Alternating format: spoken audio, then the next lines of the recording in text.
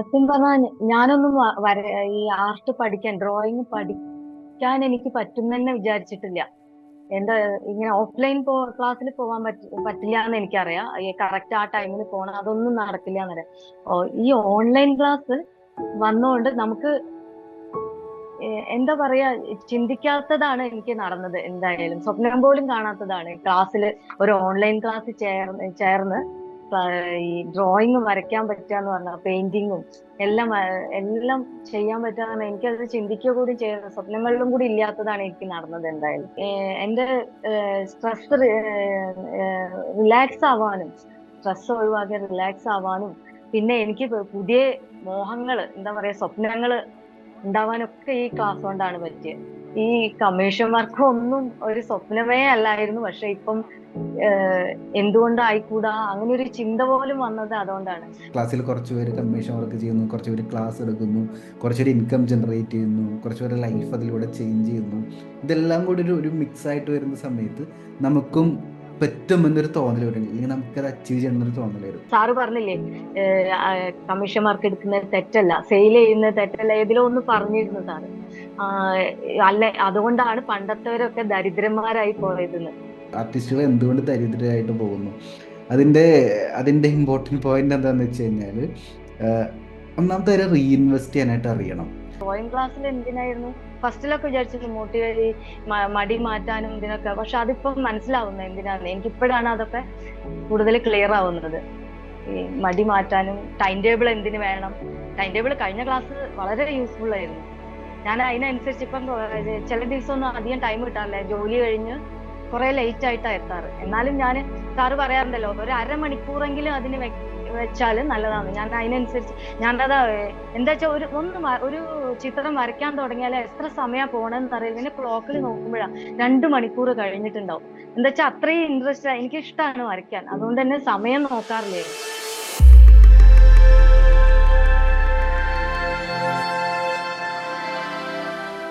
നമസ്കാരം. നമ്മൾ ഓൺലൈൻ ക്ലാസ്സിൽ ജോയിൻ ചെയ്തുകൊണ്ട് ക്രിയേറ്റിവിറ്റി വെൽനസ് സബ് സ്റ്റുഡൻസ് കൂട്ടായ്മയുടെ പാർട്ടായി നിന്നുകൊണ്ട് സക്സസ് ക്രിയേറ്റ് ചെയ്യുന്ന സ്റ്റുഡൻസിൻ്റെ ആ ഒരു ജേണീനെ അടുത്തറിയുന്ന പുതിയൊരു വീഡിയോയിലേക്ക് എല്ലാവർക്കും സ്വാഗതം. ഇന്ന് നമ്മുടെ ഒപ്പം ദ്വിതീയ മാം ഉണ്ട്. അപ്പോൾ ആർട്ട് ക്ലാസ്സിൽ വന്നതിന് ശേഷം ഒരുപാട് സ്റ്റെപ്സ് കംപ്ലീറ്റഡ് ആയിട്ട് റിവാർഡ്, കോൺഫിഡൻസ് അച്ചീവർ എന്ന് പറയുന്ന റിവാർഡ് കരസ്ഥമാക്കിയിട്ടാണ് ഇപ്പം മാം ഇപ്പം നമ്മുടെ മുമ്പിൽ ഇരിക്കുന്നത്. അപ്പോൾ ആദ്യം തന്നെ കൺഗ്രാജുലേഷൻസ്. എനിക്ക് ആദ്യം താങ്ക് യു. ചോദിച്ചറിയാനുള്ളത്, ഇപ്പൊ നമ്മുടെ ക്ലാസ്സിലേക്ക് വരാനുണ്ടായിരുന്ന റീസൺ എന്തായിരുന്നു? അവിടെ മുതൽ നമുക്ക് സ്റ്റാർട്ട് ചെയ്യാം. എങ്ങനെയാണ് ഓൺലൈൻ ക്ലാസ്സിൽ ജോയിൻ ചെയ്യാനായിട്ട് തീരുമാനിച്ചത്? ഓക്കെ, എല്ലാവർക്കും നമസ്കാരം. ഞാൻ ദ്വിതീയ, കോഴിക്കോടാണ് വീട്. ഞാൻ ഈ ഓൺലൈൻ ക്ലാസ്സിൽ ജോയിൻ ചെയ്യുന്ന കാരണം 2020 ആ കൊറോണ കാലത്ത്, എന്താ പറയാ, ഞങ്ങളുടെ കുടുംബത്തിലൊരു വല്ലാത്തൊരു ദുരന്തം ഉണ്ടായി. അതിനുശേഷം ആ കാലത്താണ് ഉണ്ടായിരുന്നത്. അപ്പൊ അതിനുശേഷം ഭയങ്കര ഡിപ്രഷനിലൊക്കെ ആയിരുന്നു. അപ്പൊ വെറുതെ യൂട്യൂബ് നോക്കി ഇങ്ങനെ വരയ്ക്കും ഓഫീസിലാവുമ്പോഴും. എന്നിട്ട് ന്യൂ ഇയറിന്റെ സമയത്ത് ഞാനൊരു ന്യൂ ഇയറിന്റെ ചിത്രമൊക്കെ, ഹാപ്പി ന്യൂ ഇയർ ഒക്കെ എഴുതിയിട്ട് ഓഫീസിലൊക്കെ കൊടുത്തിരുന്നു. അപ്പൊ അവരൊക്കെ ഭയങ്കര അപ്രീഷിയേറ്റ് ചെയ്തു.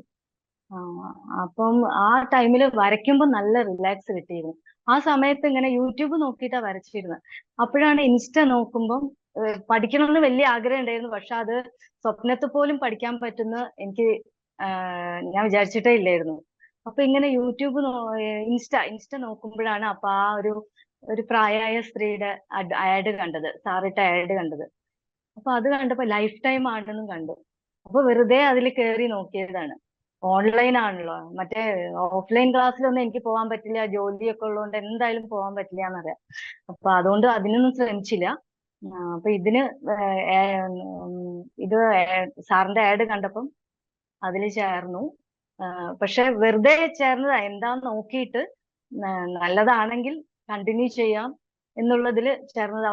പരിചയമില്ലാത്തവരല്ലേ, നമുക്ക് ഓരോരുത്തർ പറഞ്ഞു കേട്ടിട്ടുണ്ട് സോഷ്യൽ മീഡിയയിൽ പല പറ്റിപ്പും അതൊക്കെ ഉണ്ട് എന്ന് കേട്ടിട്ടുണ്ട്. പക്ഷെ ആ ആഡ് കണ്ടപ്പോ എന്തോ, ഞാൻ സാധാരണ അങ്ങനെ ഒന്നും ആഡൊന്നും തുറന്നു നോക്കാത്ത, ഇതെന്തോ എനിക്ക് തുറക്കാൻ തോന്നി. എന്നിട്ട് അതില് അന്ന് തന്നെ ജോയിൻ ചെയ്തു. സാർ ആ റിപ്ലൈ ഇട്ടു, അന്ന് തന്നെ ജോയിൻ ചെയ്തു. എന്നിട്ടും സംശയത്തോടു കൂടി തന്നെയാ. പക്ഷെ കുറച്ച് ക്ലാസ് കഴിഞ്ഞപ്പോൾ തന്നെ ലൈവ് മീറ്റിംഗ്, സൂം മീറ്റിംഗിൽ വന്നപ്പോൾ തന്നെ എനിക്കറിയില്ല, ഞാൻ എന്റെ മനസ്സിൽ കാണുന്ന ഒരു ഗുരുവിനെ തന്നെയാണ് എനിക്ക് കിട്ടിയത്. ഭയങ്കര, എനിക്ക് എന്താന്ന് അറിയില്ല, അത്രയും സന്തോഷമായിരുന്നു ആ സൂം മീറ്റിംഗിലുള്ള സാറിന്റെ ഒരു എന്താ പറയണ്ടെന്ന് അറിയില്ല എനിക്ക്. അതുകൊണ്ട് അത് സാധാരണ ഞാൻ ഡ്രോയിങ് ഒക്കെ പകുതി വെച്ച് കുറച്ച് കഴിഞ്ഞാൽ ബിസി ആയാൽ പിന്നെ നിർത്താറാണ്. ഇത് സാറിന്റെ ആ സൂം മീറ്റിംഗിലെ മോട്ടിവേഷനും, ഫസ്റ്റ് മീറ്റിംഗിലൊന്നും ഞാൻ വീഡിയോ ഒന്നും ഓൺ ചെയ്തിരുന്നില്ല, എന്താന്ന് ഒന്നും അറിയില്ലല്ലോ. പക്ഷെ അതിൽ തന്നെ സാറ് വീഡിയോ ഓൺ ചെയ്യണം, സംശയങ്ങൾ ചോദിക്കണം. പിന്നെ ഞാൻ കുറെ സംശയങ്ങളൊക്കെ ഇടയ്ക്ക് ക്ലാസ്സിലൊക്കെ ചോദിക്കാറുണ്ട്. പിന്നെ അതിന്റെ ഒന്നും ആവശ്യം വന്നിട്ടില്ല എനിക്ക്. എന്താ വെച്ചാൽ പലരും ചോദിക്കുന്നതിന് തന്നെ എനിക്കുള്ള ആൻസർ കിട്ടുന്നുണ്ട്. ഞാൻ ഇടയ്ക്ക് വിചാരിക്കും, സാറ് എങ്ങനെ എന്റെ മനസ്സിലുള്ളത് അറിഞ്ഞിട്ട് ഓരോ സൂം മീറ്റിംഗിൽ ഓരോന്ന് ഓരോ വിഷയങ്ങൾ കൊണ്ടുവരുന്നതാണ്. പലതിനും പോർട്രേറ്റ് ആണെങ്കിലും അത് എനിക്ക് സംശയമുള്ള ഒരു സമയത്ത് തന്നെ അത് വന്നിരുന്നു. പിന്നെ ഷെയ്ഡിങ്ങിന്റെ കാര്യത്തില് അതൊക്കെ എനിക്ക് ആ ഡൗട്ടുള്ള അതേ സമയത്ത് തന്നെ സാർ അതിന്റെ ക്ലാസ് വെച്ചു. അതുപോലെ എനിക്ക് മനസ്സിൽ തോന്നുന്നു, അത് എല്ലാവർക്കും അങ്ങനെ തോന്നുന്നുണ്ട് തോന്നുന്നു. അപ്പൊ നമ്മുടെ ഗുരു എന്ന് പറഞ്ഞാൽ അങ്ങനെ തന്നെയാ. എനിക്ക് അത്രയും എത്ര നന്ദി പറഞ്ഞാലും മതിയാവില്ല സാറിനോട്. കുറെ പറയണമെന്നുണ്ട്, ഒന്നും കിട്ടുന്നില്ല. അങ്ങനെയാണ് ഇതിൽ ചേരാൻ കാരണം. ഈ പഠിച്ചു വരുമ്പം തന്നെ നമ്മൾ ഇത് പഠിക്കുകയാണെന്ന് തോന്നില്ല. ഞാനിങ്ങനെ വിചാരിച്ചു, ഈ ക്ലാസ് ഒക്കെ കണ്ടു കഴിഞ്ഞ് ഞാൻ ശരി തന്നെയാണോ പഠിക്കണോ, ഒന്നും പറഞ്ഞു തരാനും ആരുമില്ല. പിന്നെ എന്താ ഇപ്പം വേണ്ട. പക്ഷെ താനേ ഇമ്പ്രൂവ് ആവുന്നുണ്ടെന്ന് എനിക്ക് തോന്നി. ക്ലാസ് ഇങ്ങനെ ഞാൻ അതേ ഓർഡറിൽ തന്നെയാണ് കണ്ടിന്യൂ ചെയ്ത് പോരുന്നത്. അതിനുശേഷമുള്ള ഈ ഞാൻ ചാപ്റ്റർ കഴിഞ്ഞിട്ടുള്ള ഈ കളർ പെൻസിലും അതൊന്നും തുറന്നു തന്നെ നോക്കിയിട്ടില്ല. അതേ ഓർഡറിൽ തന്നെയാണ് ഞാൻ വരുന്നത്. എത്തുന്നോടത്ത് എത്തട്ടെ എന്ന് വിചാരിച്ചിട്ട് തന്നെ. ലൈഫ് ടൈം ആണല്ലോ, സാറാ പറഞ്ഞതിൽ ആ ഓർഡറിൽ തന്നെ വരുന്നുണ്ട്. പക്ഷെ ഞാൻ വിചാരിച്ചാലും എന്താ പറയാ, എനിക്ക് തന്നെ ഞാൻ തന്നെ അറിയാതെയാണ് എനിക്ക് ഇമ്പ്രൂവ്മെന്റ് ഉണ്ടായതെന്ന് തോന്നുന്നു എനിക്ക്. ഇനി സാറ് നോക്കിയാലേ അതെന്താന്ന് പറയാൻ പറ്റുള്ളൂ. പിന്നെ എന്താ പറയേണ്ടതെന്ന് എനിക്ക് അറിഞ്ഞൂടാ. അത്രയും എൻ്റെ ഒരു താങ്ക്സ് ഉണ്ട്. എക്സ്പീരിയൻസ് പറഞ്ഞുതരാം. ഞാനുണ്ടല്ലോ, ആ ഞാൻ ക്ലാസ്സുകൾ സ്റ്റാർട്ട് ചെയ്തപ്പോൾ ഓൺലൈൻ ക്ലാസ് ആയിട്ട് സ്റ്റാർട്ട് ഉം ചെയ്ത ടൈമിൽ നമുക്ക് ഡ്രോയിങ് പെയിന്റിങ് കോഴ്സുകൾ മാത്രമേ ഉണ്ടായിരുന്നുള്ളൂ. പിന്നീട് നമ്മൾ ലൈഫ് ടൈം മെമ്പർഷിപ്പ് എന്നുള്ള കോൺസെപ്റ്റിലേക്ക് വന്നപ്പോഴാണ് നമ്മൾ വെൽനസ് റിലേറ്റഡ് കോഴ്സും കൂടി ആഡ് ചെയ്തത്. ഇപ്പം ഞാൻ നോക്കിയ സമയത്ത് ഓൺലൈൻ ക്ലാസ്സിലോട്ട് വരുന്നവരിൽ ഒരു ഭൂരിഭാഗം പേർക്കും ഈ മൈൻഡ് സെറ്റ് റിലേറ്റഡ് ഇഷ്യൂസ് എന്നല്ല, അവർ പ്രതിസന്ധികൾ നേരിട്ടിട്ടാണ് അവർ ആർട്ട് പഠിക്കണം, അതിലൂടെ ജീവിതത്തിൽ ഒരു സമാധാനം അല്ലെങ്കിൽ സന്തോഷം കിട്ടണമെന്ന് ആഗ്രഹിച്ച് വരുന്നവരാണ്. അപ്പോൾ അവർക്ക് ആർട്ട് മാത്രം പഠിപ്പിച്ചാൽ പോരാ, അവർക്ക് കുറേ കാര്യങ്ങൾ ടൈം ടേബിൾ സെറ്റ് ചെയ്യാനും ടാസ്ക് മാനേജ് ചെയ്യാനും ഒക്കെ നമ്മൾ പഠിപ്പിക്കേണ്ടി വരും. അങ്ങനെയാണ് ആ വെൽനസ് റിലേറ്റഡ് കോഴ്സുകളും നമ്മൾ ആഡ് ചെയ്ത്. കൂടാതെ നമ്മൾ വീക്കിലി മീറ്റിംഗ് നോക്കി അറിയാം, കഴിഞ്ഞ വീക്കിലി മീറ്റിംഗ് നമ്മൾ ടൈം ടേബിൾ സെറ്റ് ചെയ്യുന്ന ഒരു ക്ലാസ് ആയിരുന്നു. അപ്പം ഇതെല്ലാം ഒരു ബാലൻസിലാണ് കൊണ്ടുപോകാനായിട്ട് നമ്മൾ ശ്രമിച്ചുകൊണ്ടിരിക്കുന്നത്. അപ്പം എനിക്ക് അതിനെക്കുറിച്ച് ചോദിക്കാനുള്ളത്, അതെങ്ങനെയാണ്, അത് യൂസ്ഫുൾ ആകുന്നുണ്ടോ, അത് എൻജോയ് ചെയ്യാൻ പറ്റുന്നുണ്ടോ? ചിത്രം വരയ്ക്കുന്നതിൻ്റെ ഒപ്പം തന്നെ ഈ വെൽനസ് എന്നുള്ള പാർട്ടും ക്ലാസ്സിൽ ഉൾപ്പെടുത്തിയത് കൊണ്ട് എങ്ങനെയാണ് എക്സ്പീരിയൻസ് ചെയ്യുന്നത്? വളരെ യൂസ്ഫുൾ ആണ്. അത് എങ്ങനെ പറയണമെന്ന് അറിയില്ല. സാറിന്റെ ഓരോ സൂം മീറ്റിംഗ് കഴിയും ഇടയ്ക്ക് ഞാൻ മടി ഉണ്ടായില്ല എന്നൊന്നും പറയുന്നില്ല, ഇടയ്ക്ക് മടിയൊക്കെ ഉണ്ടാവാറുണ്ട്. പക്ഷെ സൂം മീറ്റിംഗിൽ സാറിന്റെ ഓരോ മോട്ടിവേഷൻ ഫസ്റ്റ് തുടക്കം തന്നെയുള്ള എല്ലാം സാർ എപ്പോഴും പറയാറുണ്ട് മടിയുടെ കാര്യം സൂം മീറ്റിംഗിലെല്ലാം. അതുകൊണ്ട് തന്നെ അപ്പം തന്നെ പിറ്റേ ദിവസം തന്നെ ഞാൻ തുടങ്ങാറുണ്ട് അത്. ശരിക്കും അത് യൂസ്ഫുൾ ആ. ഞാൻ സാധാരണ വിചാരിക്കാറുണ്ട്, ഈ ഡ്രോയിങ് ക്ലാസ്സിൽ എന്തിനായിരുന്നു ഫസ്റ്റിലൊക്കെ വിചാരിച്ചത് മടി മാറ്റാനും ഇതിനൊക്കെ. പക്ഷെ അതിപ്പം മനസ്സിലാവുന്നത് എന്തിനാന്ന് എനിക്കിപ്പോഴാണ് അതൊക്കെ കൂടുതൽ ക്ലിയർ ആവുന്നത്. ഈ മടി മാറ്റാനും ടൈം ടേബിൾ എന്തിനു വേണം. ടൈം ടേബിൾ കഴിഞ്ഞ ക്ലാസ് വളരെ യൂസ്ഫുൾ ആയിരുന്നു. ഞാൻ അതിനനുസരിച്ച് ഇപ്പം ചില ദിവസമൊന്നും അധികം ടൈം കിട്ടാറില്ല, ജോലി കഴിഞ്ഞ് കുറെ ലേറ്റ് ആയിട്ടാ എത്താറ്. എന്നാലും സാറ് പറയാറുണ്ടല്ലോ, ഒരു അരമണിക്കൂറെങ്കിലും അതിന് വെച്ചാല് നല്ലതാണ്. ഞാൻ അതിനനുസരിച്ച് ഞാനതാ എന്താ വെച്ചാൽ ഒരു ചിത്രം വരയ്ക്കാൻ തുടങ്ങിയാൽ എത്ര സമയം പോണെന്ന് അറിയില്ല. പിന്നെ ക്ലോക്കിൽ നോക്കുമ്പോഴാ 2 മണിക്കൂർ കഴിഞ്ഞിട്ടുണ്ടാവും. എന്താ വെച്ചാൽ അത്രയും ഇൻട്രസ്റ്റ്, എനിക്ക് ഇഷ്ടമാണ് വരയ്ക്കാൻ, അതുകൊണ്ട് തന്നെ സമയം നോക്കാറില്ലേ. ഇതിപ്പം അതുകൊണ്ട് ഞാൻ അത്രയും സമയം ഉണ്ടെങ്കിലേ വരയ്ക്കാതിരിക്കാറുള്ളൂ. അപ്പൊ സാർ അതിൽ പറഞ്ഞു, ഒരു അരമണിക്കൂറെങ്കിലും നമുക്ക് അതിനു വേണ്ടി. അതുകൊണ്ട് ഞാൻ ആ അരമണിക്കൂർ അത് കഴിയുന്ന മതി, അത് കഴിഞ്ഞാൽ അടുത്തതിലേക്ക് പോകും. അപ്പൊ എല്ലാ ദിവസവും അതിനായിട്ട് എനിക്ക് സമയം കണ്ടെത്താൻ പറ്റുന്നുണ്ട് ഇപ്പൊ. Good good. നല്ല നമുക്ക് യൂസ്ഫുൾ എന്തായാലും ആർട്ട് വർക്ക് ഒന്ന് വെരിഫൈ ചെയ്യാം കേട്ടോ, ഫേസ്ബുക്ക് ഗ്രൂപ്പ് ഓക്കെ. ഓപ്പൺ ചെയ്തിട്ട്. കോഴ്സ് എവിടെ വരെ എത്തി? Course 26th chapter. A to Z pencil drawing ആണ് അതില്.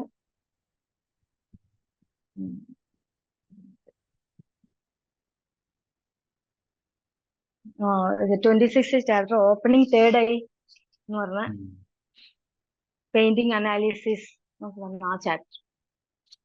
ഞാൻ ആദ്യം വരച്ച ചിത്രങ്ങളൊന്നും നോക്കട്ടെ കേട്ടോ, ഒരു മിനിറ്റ്. അതാ 2020 വരച്ചതൊക്കെ ഞാൻ യൂട്യൂബ് നോക്കി വരച്ചത്.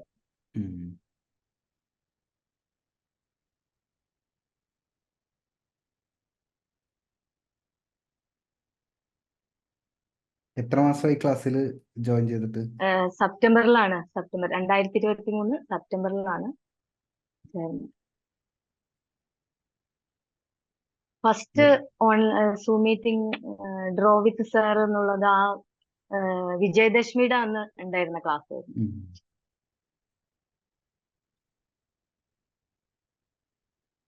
ഇതാണ്.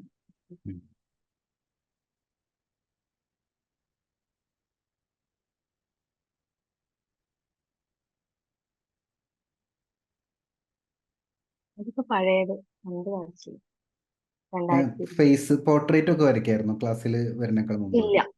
ഇല്ല പോർട്രേറ്റ് തൊടാറില്ലായിരുന്നു. അതാണ് ഞാൻ ഇമ്പ്രൂവ് ആയെന്ന് എനിക്ക് തോന്നിയത്. അതാണ് പോർട്രേറ്റ് തൊടാൻ എനിക്ക് പേടിയായിരുന്നു. എന്താ വെച്ചാൽ തീരെ ശരിയാവില്ല. ഒരു കണ്ണ് ഒരുമാതിരി ആണെങ്കിലും മറ്റേ കണ്ണ് എങ്ങനെയായാലും വ്യത്യാസം വരും. സൈഡ് വരയ്ക്കാൻ വലിയ കുഴപ്പമില്ല, പക്ഷെ ഫ്രണ്ട് വ്യൂ. പക്ഷെ സാറത് കണ്ടോന്നറിയില്ല, എത്ര നന്ദി പറഞ്ഞാലും തീരില്ല എനിക്ക്. ആ ഒരു പോർട്രേറ്റ് ഞാനിപ്പോ ലാസ്റ്റ് വരച്ചിട്ടതാണ്. ഞാൻ എന്റെ കമന്റ് ആണ് നോക്കിയത് കണ്ട സമയത്ത്. ഒരുപാട് ഭയങ്കര ഇൻസ്പയറിംഗ് ആയിട്ടുള്ള കമന്റ്സ് അതിൽ വന്നിട്ടുണ്ട്. അതെ, അത് സാറേ ഞാന് നമ്മളെ കമ്മ്യൂണിറ്റീനെ പറ്റി പറയുമ്പോ എനിക്കിതിൽ ഓരോരുത്തര് പലരേലും ഇടുന്ന കാണുമ്പോൾ ഭയങ്കര ആഗ്രഹമായിരുന്നു എനിക്ക് അതേപോലെ. എന്താ വെച്ചാ സെയിം റെഫറൻസ് പിക്ചർ പോലെ തോന്നുന്നുണ്ടല്ലോ എന്ന് പറഞ്ഞിട്ട് കമന്റ്. എനിക്ക് എന്തെങ്കിലും അത് കിട്ടുമെന്ന് ഞാൻ വിചാരിച്ചിരുന്നു. പക്ഷെ ഈ പിക്ചറിനും ഇതിനു മുമ്പ് കുറച്ച് മുന്നേ വരച്ച ഒരു കുട്ടിയുടെയും നായയുടെയും കൂടെ ഉള്ള ചിത്രത്തിന് എനിക്ക് ആ കമന്റ് കിട്ടി. ഈ ചിത്രത്തിന് കിട്ടുന്ന ഞാൻ വിചാരിച്ചിട്ടില്ല. എനിക്കത് കണ്ടപ്പോ നമ്മുടെ കമ്മ്യൂണിറ്റി, അതും ഞാൻ പറയണം വിചാരിച്ച, സാറിന് എങ്ങനെ ഇതൊക്കെ പ്ലാൻ ചെയ്യാൻ പറ്റുന്നു എനിക്കറിയില്ല. നമുക്ക് ആവശ്യമുള്ള സാർ ഒന്നും ഇതിൽ പറയുന്നില്ല ശരിയാണോ തെറ്റാണോ നമ്മൾ വരയ്ക്കുന്നത്. പക്ഷെ അതിനു വേണ്ടി ഒരു കമ്മ്യൂണിറ്റി ഉണ്ടാക്കി. ആ കമ്മ്യൂണിറ്റി എനിക്കിപ്പം ഫാമിലി പോലെയാ ശരിക്ക്. അതിലെല്ലാവരും എന്താ പറയാ, നമ്മളെ ആർട്ടിനോട് ഇഷ്ടമുള്ളവരായോണ്ടാണോ എന്നറിയില്ല, എല്ലാവരും എനിക്ക് തോന്നുന്നു ജെന്യൂൻ ആയിട്ടാണ് എല്ലാം പറയുന്നത്, സംസാരിക്കുന്നത്. അത്രയും ഇന്നസെന്റ് ആണെന്ന് തോന്നുന്നത്. എല്ലാവരെ പറ്റി എനിക്ക് അങ്ങനെയാ തോന്നാറ്. എല്ലാവരോടും ഭയങ്കര സ്നേഹം തോന്നാറുണ്ട്. അതിലുള്ള ഒരു വാട്സപ്പ് കമ്മ്യൂണിറ്റി ഉണ്ടായിരുന്നു അതില്. അത് ഇന്നലെ റിമൂവ് ചെയ്യുമ്പോ ഭയങ്കര വിഷമം. ഞാൻ അതിൽ ആക്റ്റീവേ അല്ലായിരുന്നു. സാറ് വേണ്ടാന്ന് പറഞ്ഞുകൊണ്ട് ഞാൻ ആക്റ്റീവേ അല്ല. പക്ഷെ അതിൽ വരുന്നൊക്കെ ഞാൻ വായിക്കാറും ചിത്രങ്ങൾ കാണാറും ഒക്കെ ഉണ്ടായിരുന്നു. ഇന്നലെ ഭയങ്കര വിഷമം, എല്ലാവർക്കും വിഷമം. ബായ് എന്നൊക്കെ പറഞ്ഞിട്ടാ പോയെ. കമ്മ്യൂണിറ്റി ഭയങ്കരാണ്. സാർ അത് പ്ലാൻ ചെയ്തത് എന്താ പറയേണ്ടത്, ഭയങ്കര അതിന്റെ ബേസിക് സ്ട്രക്ചർ ഞാൻ പറഞ്ഞുതരാം കേട്ടോ. പ്രധാനപ്പെട്ട ഇമ്പോർട്ടൻറ്റ് പോയിന്റ് എന്ന് പറയുന്നത്, എൻ്റെ ഒരു ടീച്ചിങ് സ്റ്റൈല് മിസ്റ്റേക്ക് പറഞ്ഞു കൊടുത്ത് തിരുത്തി പഠിപ്പിക്കുന്ന മെത്തേഡല്ല. ഇപ്പൊ കമ്മ്യൂണിറ്റി വരുമ്പോഴും എൻ്റെ വലിയൊരു ആഗ്രഹം എൻ്റെ അതേ വൈബിലുള്ള കമ്മ്യൂണിറ്റി ക്രിയേറ്റ് ചെയ്യപ്പെടണം. ഇപ്പോൾ നമ്മളൊക്കെ പ്രത്യേകിച്ച് ഒരു ബിഗിനറൊക്കെ ഒരുപാട് ആശിച്ചിട്ടായിരിക്കും ഒരു പടം വരയ്ക്കുന്നുണ്ടായിരിക്കാം. അത് വരച്ച് പോസ്റ്റ് ചെയ്യുന്ന സമയത്ത് ഒരുപാട് നെഗറ്റീവായിട്ടുള്ള ചിലപ്പോൾ സപ്പോർട്ട് ചെയ്യാൻ വേണ്ടിയിട്ടായിരിക്കും തിരുത്തലുകൾ പറയുന്നത്. പക്ഷെ ഒരുപാട് വന്നു കഴിഞ്ഞാൽ ചിലർക്ക് അത് താങ്ങാൻ പറ്റില്ല. അതുകൊണ്ടാണ് നമ്മൾ കമ്മ്യൂണിറ്റി ഒരു പോസിറ്റീവായിട്ട് കീപ്പ് ചെയ്യുന്നത്. അതായത് പ്രോത്സാഹനം കൊടുക്കുന്ന ഒരു ലെവലിലോട്ട് ഓട്ടോമാറ്റിക്കലി നമ്മൾ എല്ലാം കൃത്യമായിട്ടുള്ള മെത്തേഡ് ആൻഡ് ടെക്നിക്സ് ആണ് പഠിക്കുന്നത്. പ്രാക്ടീസ് ചെയ്ത് കഴിഞ്ഞാൽ ഓട്ടോമാറ്റിക്കലി ഇമ്പ്രൂവ് ആവും. ഇമ്പ്രൂവ് ചെയ്യുന്നതനുസരിച്ചിട്ട് നമ്മുടെ സ്റ്റുഡൻസിന്റെ സപ്പോർട്ടും ലൈക്കും കമന്റ്സ് എല്ലാം കൂടി വരും. അപ്പോൾ ഇതാണ് ഇതിന്റെ മൊത്തത്തിലുള്ള സ്ട്രക്ചർ എന്ന് പറയുന്ന കാര്യം. പിന്നെ നമ്മൾ പുതിയ ടെലിഗ്രാം ഗ്രൂപ്പിലോട്ട് എല്ലാ സ്റ്റുഡൻസിനെയും മാറ്റിയിട്ട് ഇപ്പൊ ചെയ്യാൻ പോകുന്ന കാര്യം, ഹോൾ ഓഫ് ഫെയിമിലോട്ട് വരുന്ന മെമ്പേഴ്സിന് മാത്രം സ്പെഷ്യലി നമ്മളൊരു ഓപ്പൺ ടെലിഗ്രാം ഗ്രൂപ്പ് സ്റ്റാർട്ട് ചെയ്യുന്നുണ്ട്. അത് റീസൺ എന്തിനാന്ന് വെച്ച് കഴിഞ്ഞാൽ, അത് ഒരു അച്ചീവ്മെന്റ് പോലെയാണ്. ഇപ്പോൾ നമ്മൾ കുറച്ച് ആക്ഷൻ എടുത്ത് കോഴ്സ് കംപ്ലീറ്റ് ആക്കിയിട്ട് മാത്രമേ ഹോൾ ഓഫ് ഫെയിമിലോട്ട് വരാൻ പറ്റുള്ളൂ. അതും എൻ്റെ അപ്രൂവൽ കിട്ടിയാൽ മാത്രമേ നമ്മൾ 1-to-1 വന്നിരിക്കുകയുള്ളൂ. ഈ 1-to-1 കംപ്ലീറ്റ് ആക്കിയവർ മാത്രം ഒരു കോമൺ വാട്സപ്പ് ഗ്രൂപ്പ്, വാട്സപ്പ് അല്ല, കോമൺ ടെലിഗ്രാം ഗ്രൂപ്പിലോട്ട് വരുന്ന സമയത്ത് അത് മാത്രമായിരിക്കും നമ്മുടെ ഓപ്പൺ ഗ്രൂപ്പായിട്ട് ഉണ്ടായിരിക്കുക. ബാക്കി നമ്മളെല്ലാം മെയിൻറ്റെയിൻ ചെയ്യുന്നത് ക്ലോസ് ഗ്രൂപ്പ് ആയിരിക്കും. കൂടാതെ ആ ഗ്രൂപ്പിന്റെ ഒരു വൈബ് ഒന്ന് ആലോചിക്കുക. അച്ചീവേഴ്സ് ആണ്, മനസ്സിലാവുന്നുണ്ടോ? അവര് ആക്ഷൻ എടുത്ത് വരുന്നവരാണ്. അപ്പൊ കുറെ കൂടി നമുക്ക് അവർക്ക് കോൺട്രിബ്യൂട്ട് ചെയ്യാനായിട്ട് എനിക്ക് സാധിക്കും. നെക്സ്റ്റ് ലെവലിലുള്ള കുറെ ക്ലാസ്സുകളും, കാരണം ബാക്കിയുള്ളവരെ പോലെ ആയിരിക്കും, നിങ്ങൾ അടുത്ത ലെവൽ ആഗ്രഹിക്കുന്ന ആൾക്കാരാണല്ലോ.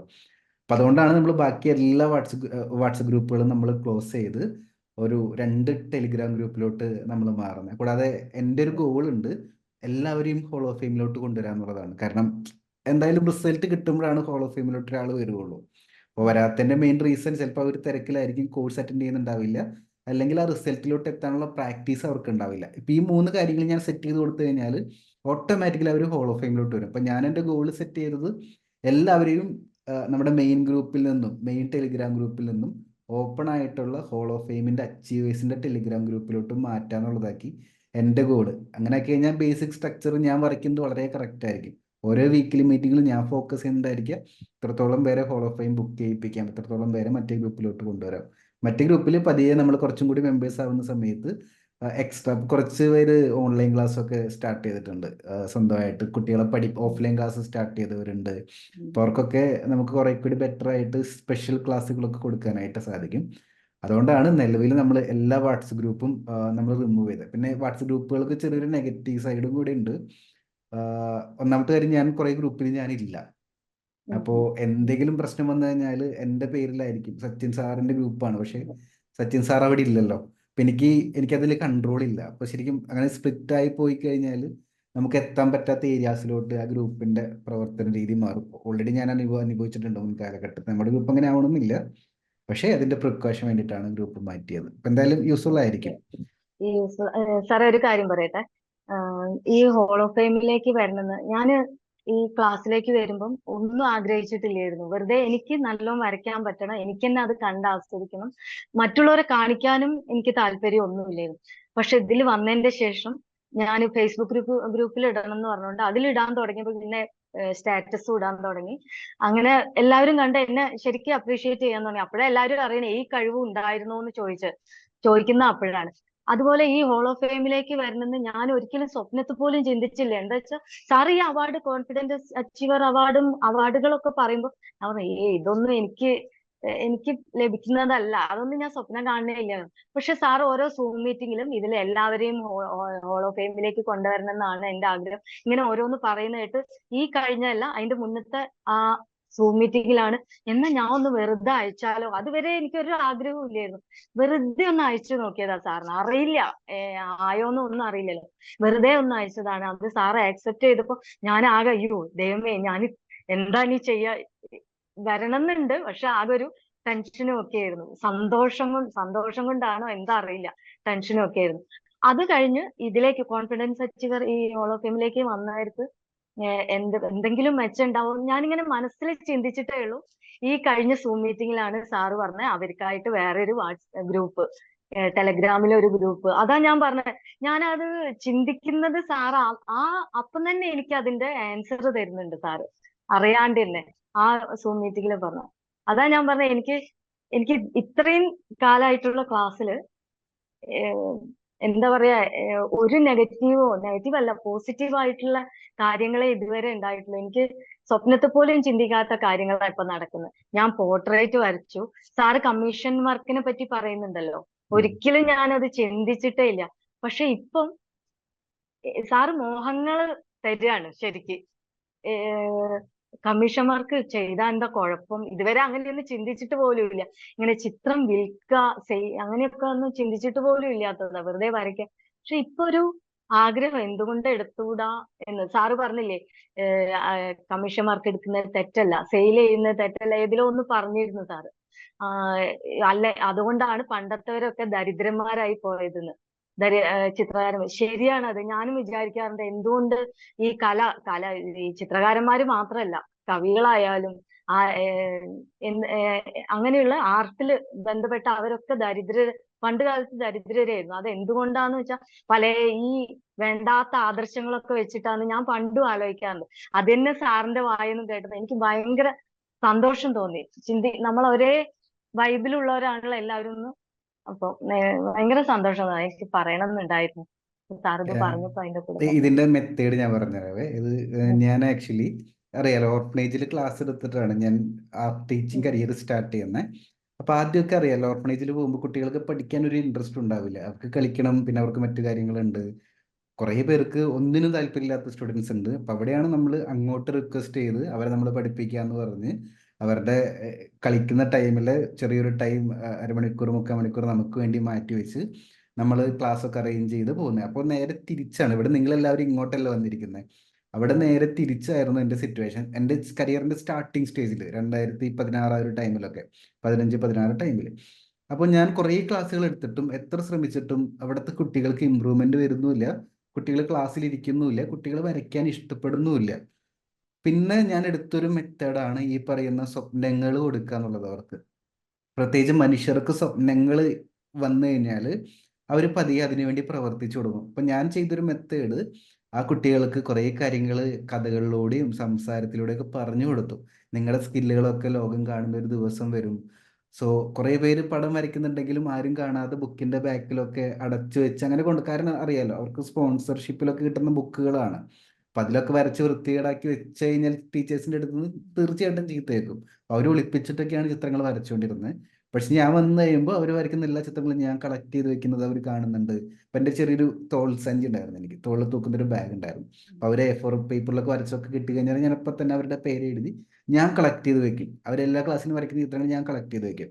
അങ്ങനെ ഒരു ദിവസം കുറച്ചധികം ചിത്രങ്ങളായ സമയത്ത് അവരെ കൊണ്ട് കാണിച്ചു ഞാൻ, നിങ്ങൾ ഇത്രയും നല്ല രീതിയിൽ വരയ്ക്കുന്നുണ്ട്, സോ നമുക്കൊരു എക്സിബിഷൻ ചെയ്യാം. അപ്പോൾ എക്സിബിഷൻ മാത്രം ആക്കണ്ട, നമുക്കൊരു സ്റ്റേജ് പരിപാടിയൊക്കെ ചെയ്ത് നിങ്ങളുടെ ഡാൻസും പാട്ടും എല്ലാം സെറ്റ് ചെയ്യാന്നൊക്കെ പറഞ്ഞിട്ട് അങ്ങനെയാണ് നമ്മൾ ഒരു ഒരു ആർട്ട് ഫെസ്റ്റ്, കുട്ടികൾക്ക് വേണ്ടിയിട്ട് ആർട്ട് ഫെസ്റ്റ് പ്ലാൻ ചെയ്യുന്നത്.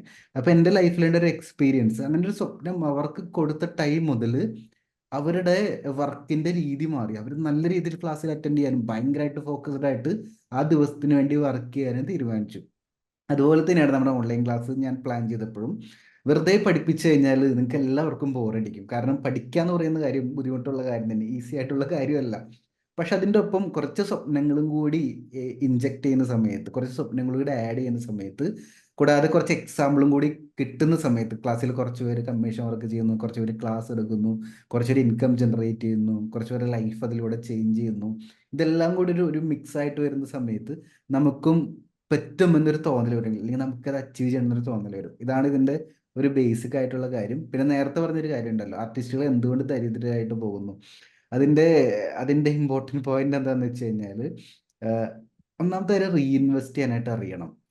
അതായത് നമുക്ക് ചെറിയൊരു എമൗണ്ട്, ഇപ്പൊ കമ്മീഷൻ വർക്കിലൂടെ ആണെങ്കിൽ പോലും ചെറിയൊരു എമൗണ്ട് കിട്ടിക്കഴിഞ്ഞാൽ അത് കൃത്യമായിട്ട് എവിടെ ഇൻവെസ്റ്റ് ചെയ്യണം. അസറ്റ് എന്ന് പറയും ആർട്ടിൽ, നമുക്ക് ഒരുപാട് അസറ്റുകൾ ക്രിയേറ്റ്, പറയാലോ എൻ്റെ സിസ്റ്റം, എൻ്റെ മൈക്ക്, എൻ്റെ ക്യാമറ, ഇതൊക്കെ നമ്മുടെ അസറ്റാണ്. ശരിയും ഇത് ഞാൻ കൂടുതൽ ഇമ്പ്രൂവ് ചെയ്യുന്നതോറും എനിക്ക് കൂടുതൽ സ്റ്റുഡൻസ്, ഇപ്പൊ ഞാൻ ദേ ഇവിടെ കഴിഞ്ഞ് അടുത്ത വീക്കിലി മീറ്റിംഗിന് ഒരു സർപ്രൈസ് ഉണ്ട്. ഒരു ഏകദേശം ഒരു 1.5 ലക്ഷം രൂപയുടെ ഒരു സാധനം വാങ്ങിച്ചു വെച്ചിട്ടുണ്ട്, അടുത്ത വീക്കിലി മീറ്റിംഗിന് കാണാൻ പറ്റും. അപ്പൊ അതൊക്കെ ഇൻവെസ്റ്റ് ചെയ്യുന്നത് നമ്മുടെ ഈ ക്ലാസ് ഇമ്പ്രൂവ് ചെയ്യാൻ വേണ്ടിയിട്ടാണ്. അപ്പോൾ അങ്ങനെ ഇതെല്ലാം സ്വപ്നത്തിന്റെ ഭാഗമല്ല, ആലോചിക്കുക, ഇതെല്ലാം കണക്ട് ചെയ്യപ്പെടുന്നത് എനിക്കും ഒരു സ്വപ്നം ഉള്ളത് കൊണ്ടാണ്. എനിക്കും 1 ലക്ഷത്തോളം ആർട്ടിസ്റ്റുകളെ കൊണ്ട്, ബിഗിനേഴ്സ് ആയിട്ടുള്ള ആർട്ടിസ്റ്റുകളെ കൊണ്ട് അവരുടെ ലൈഫിൽ ഏറ്റവും ബെസ്റ്റ് ആയിട്ടുള്ള ചിത്രങ്ങൾ വരയ്ക്കുകയും അതോടൊപ്പം അവരുടെ ലൈഫ് പോസിറ്റീവായിട്ട് ഹാപ്പി ആയിട്ട് ചേഞ്ച് ചെയ്യുകയും ചെയ്യാന്നുള്ള സ്വപ്നം എനിക്കുള്ളതുകൊണ്ടാണ്.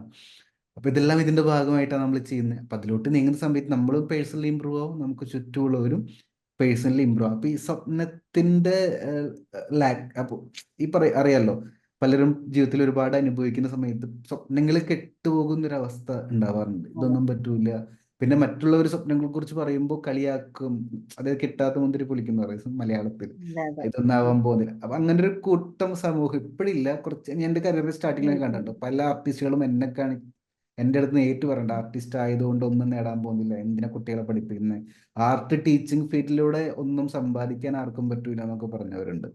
ഇതെല്ലാം സ്വപ്നത്തിന്റെ ബേസ്ഡാണ്. നമ്മൾ നല്ല രീതിയിൽ സ്വപ്നം കാണുന്നുള്ളത്, ഭയങ്കരമായിട്ട് ആഗ്രഹിച്ച് സ്വപ്നം കാണുന്നുള്ളത്. അപ്പൊ നമ്മൾ വർക്ക് ചെയ്യും, തീർച്ചയായിട്ടും നമ്മൾ വർക്ക് ചെയ്ത് കഴിഞ്ഞാൽ റിസൾട്ട് കിട്ടും എന്നുള്ളത്. അപ്പൊ ഇത് കണക്ട് ചെയ്തതിന് ഒരുപാട് സന്തോഷം. ഞാൻ ആർട്ട് വർക്ക് ഒന്നും കൂടി നോക്കട്ടെ കേട്ടോ, ഞാനത് കംപ്ലീറ്റ് ആക്കിയില്ല, ഒരു മിനിറ്റ്. ഓക്കെ. യെസ്, അപ്പൊ ഇത് കണ്ടപ്പോ എനിക്ക് തോന്നിയ കാര്യം നല്ല രീതിയിൽ ഇമ്പ്രൂവ്മെന്റ് വന്നു, എസ്പെഷ്യലി ആ ഇത് ഇതെന്റെ എസ്പെഷ്യലി ബ്രദറിന്റെ ഫോട്ടോ ആണ് ഇത്. ഓക്കെ ഇത് ഓക്കെ ഓക്കെ. ബ്രദർ വെച്ചാ എന്റെ അനിയത്തിയുടെ ഹസ്ബൻഡിന്റെ അവന്റെ ബർത്ത്ഡേ 7-ാം തീയതി, വരുന്ന 7-ാം തീയതി. ഞാൻ അതിൽ ഡേറ്റ് ഇട്ടിരിക്കുന്നത് 7/4 അന്ന് കൊടുക്കണം. ഫ്രെയിം ചെയ്ത് വെച്ചിട്ടുണ്ട്, സർപ്രൈസ് ആയിട്ട് കൊടുക്കണം. അവരൊന്നും ചിന്തിച്ചിട്ട് പോലും ഉണ്ടാവില്ല അത്. അപ്പൊ അത് പക്ഷെ ഫ്രെയിം ചെയ്യാൻ പോയപ്പം ഞാനത് ഫസ്റ്റത്തെ ആയോണ്ടാണ് അറിയില്ല, ഫ്രെയിം അതിനനുസരിച്ച് കിട്ടിയില്ല. ഒന്നുകിൽ ആ സൈന് പോവും. അപ്പൊ അവര് പറഞ്ഞു ആ പിക്ചറിന്റെ മുകളിൽ തന്നെയാണ് സൈൻ ചെയ്യേണ്ടത്. അതൊക്കെ കുറെ ഡൗട്ട് ഉള്ളതാണ് എനിക്ക്. കുറെ ഡൗട്ടും ചോദിക്കാനുണ്ട് സാറിന്. ഒരു മിനിറ്റ്, ഞാൻ ക്ലിയർ ചെയ്ത് തരാവേ. ഇതിനൊക്കെ മുമ്പായിട്ട് നല്ല രീതിയിൽ വരച്ചിട്ടുണ്ട്. ഇതിന്റെ സ്പെഷ്യാലിറ്റി എന്ന് പറയുന്നത് കറക്റ്റ് ഫേസ് കട്ട് വന്നിട്ടുണ്ട്. കാരണം ഇപ്പൊ നോക്കിയാൽ മനസ്സിലാവും, കണ്ണ്, മൂക്ക്, ലിപ്പ്, ഇതിന്റെ എല്ലാത്തിന്റെയും ആ ഒരു ഷേപ്പ്, പൊസിഷൻ, ഡയറക്ഷൻ എല്ലാം കൃത്യമായിട്ട് വരച്ചിട്ടുണ്ട്. അതുകൊണ്ടാണ് തീർച്ചയായിട്ടും അറിയാലോ, അതുകൊണ്ട് തന്നെ എനിക്ക് അപ്രീഷിയേഷൻ കിട്ടുന്നുണ്ടായിരിക്കുക.